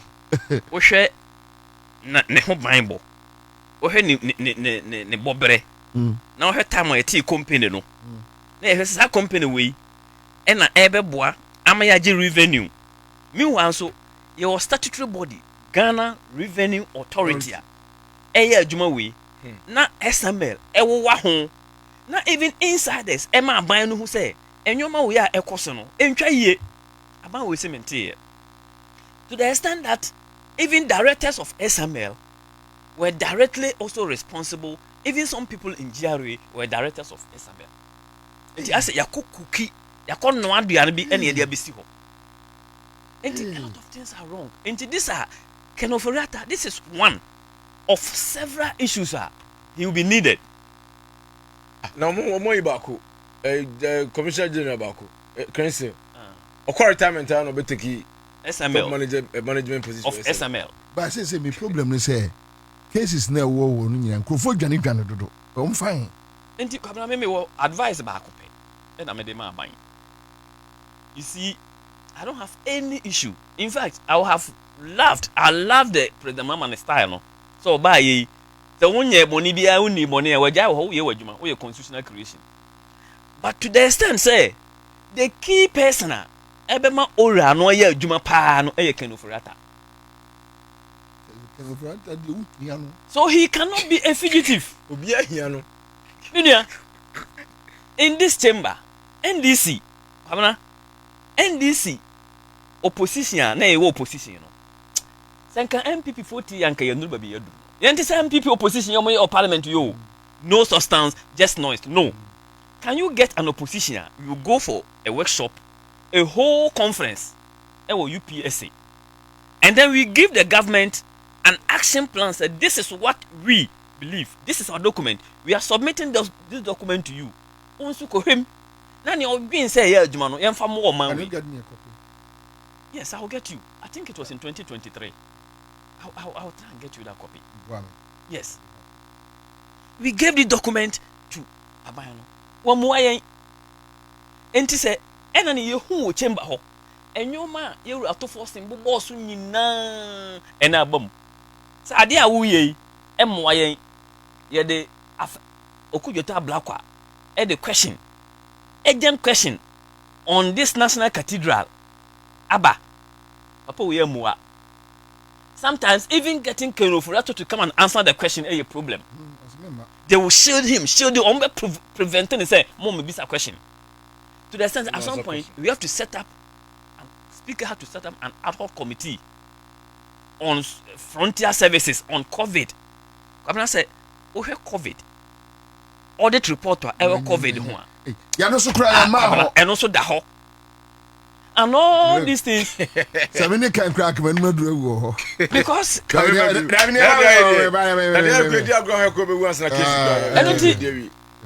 we as a party and as a government must not think say Kenofrota de no bano is just for SML. Now no so ni bone a o ka kire ye May last year afenyo mark en ka kire ye May say May de last year na Kenofrota aba o ma we mu May na twam ya kwa babiom enunti eni na unye bone a ye dwane this is the only finance minister in the history of Ghana wadwane free ni mamu nipa o ka kire yen say obe resign de et say me papa no motifie na wadwane agya omo just because asem aba nanti de na aba na wadwane agya yen o ma we mu ene de enya ne mabiom sabe wo maame no papa e wo kura na ogya wo kware fofora saba no makura ye ba ne de enya ne mabie no wadwane akọ enti me de whatever modus operandi sa yewura OSP AUS no it is not yielding the results. Sad. It's sad. It's not yielding the results. So if to hide that, he should hand over the docket to the Attorney General. Not gonna phone you who say because Attorney General is superior. Attorney General is superior. Case we usually say baby. I just want one honest question. I answer from you. Baby. He can run, but he can never hide. Thank you. Live on Accra100.5 Citizen Show. Yede mu nyina se na anwumre. Baby bi ate enka bia no me kai say me high Accra FM. Case we usually say. All right, so that's it. Mami there you. Mami you. There you. Mami you. Okay, so that arrival. Yede mu nyina se. Honorable Sulemana, thank you so much. Yenya apia could be right. Nana apia. Or this year akosi apia. Accra FM Bruni. Accra FM Ofri. Where you free so Bruni. Accra FM's Bambika. Yeah. The other intent for no. Akwanya. Oh, sure, what called Uru is a very Accra FM Bambika. I wonder. And you have so many Accra FM to Melu. It's me a Jumelu. Miss Certified. That's how. I saw the Jankolana uncle. I want an uncle. My boy, uncle. You know, your boys be forgot. Oh, I have it is Uncle Bobie. Uncle Bobie. You may say market. You may say market, no, Uncle Bobie. I will call Pado. But Uncle Bobie. We my dino. Oh, over. And you know, Uncle Anne for fire. We didn't catch it. Daniel, you problem yourself. I could have your best friend move beyond this. I was your first day chat to cry. Your for my brother commander.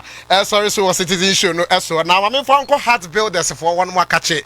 Now young kwaje asase papa and catch one no money and net dear and sase no month with bone the road radio super and so say ubenya ne papem no no nya sem no. Nemom Heart Builders dear ye dear what one so ye nim ne won so to me it is say no. Oh, baby, I better assess ya near uni problem. A Heart Builders for when I walk on Dawa, Ningo, Chopoli, Shy Hills, and then Kekamono, Bobie Ansah, be what deposit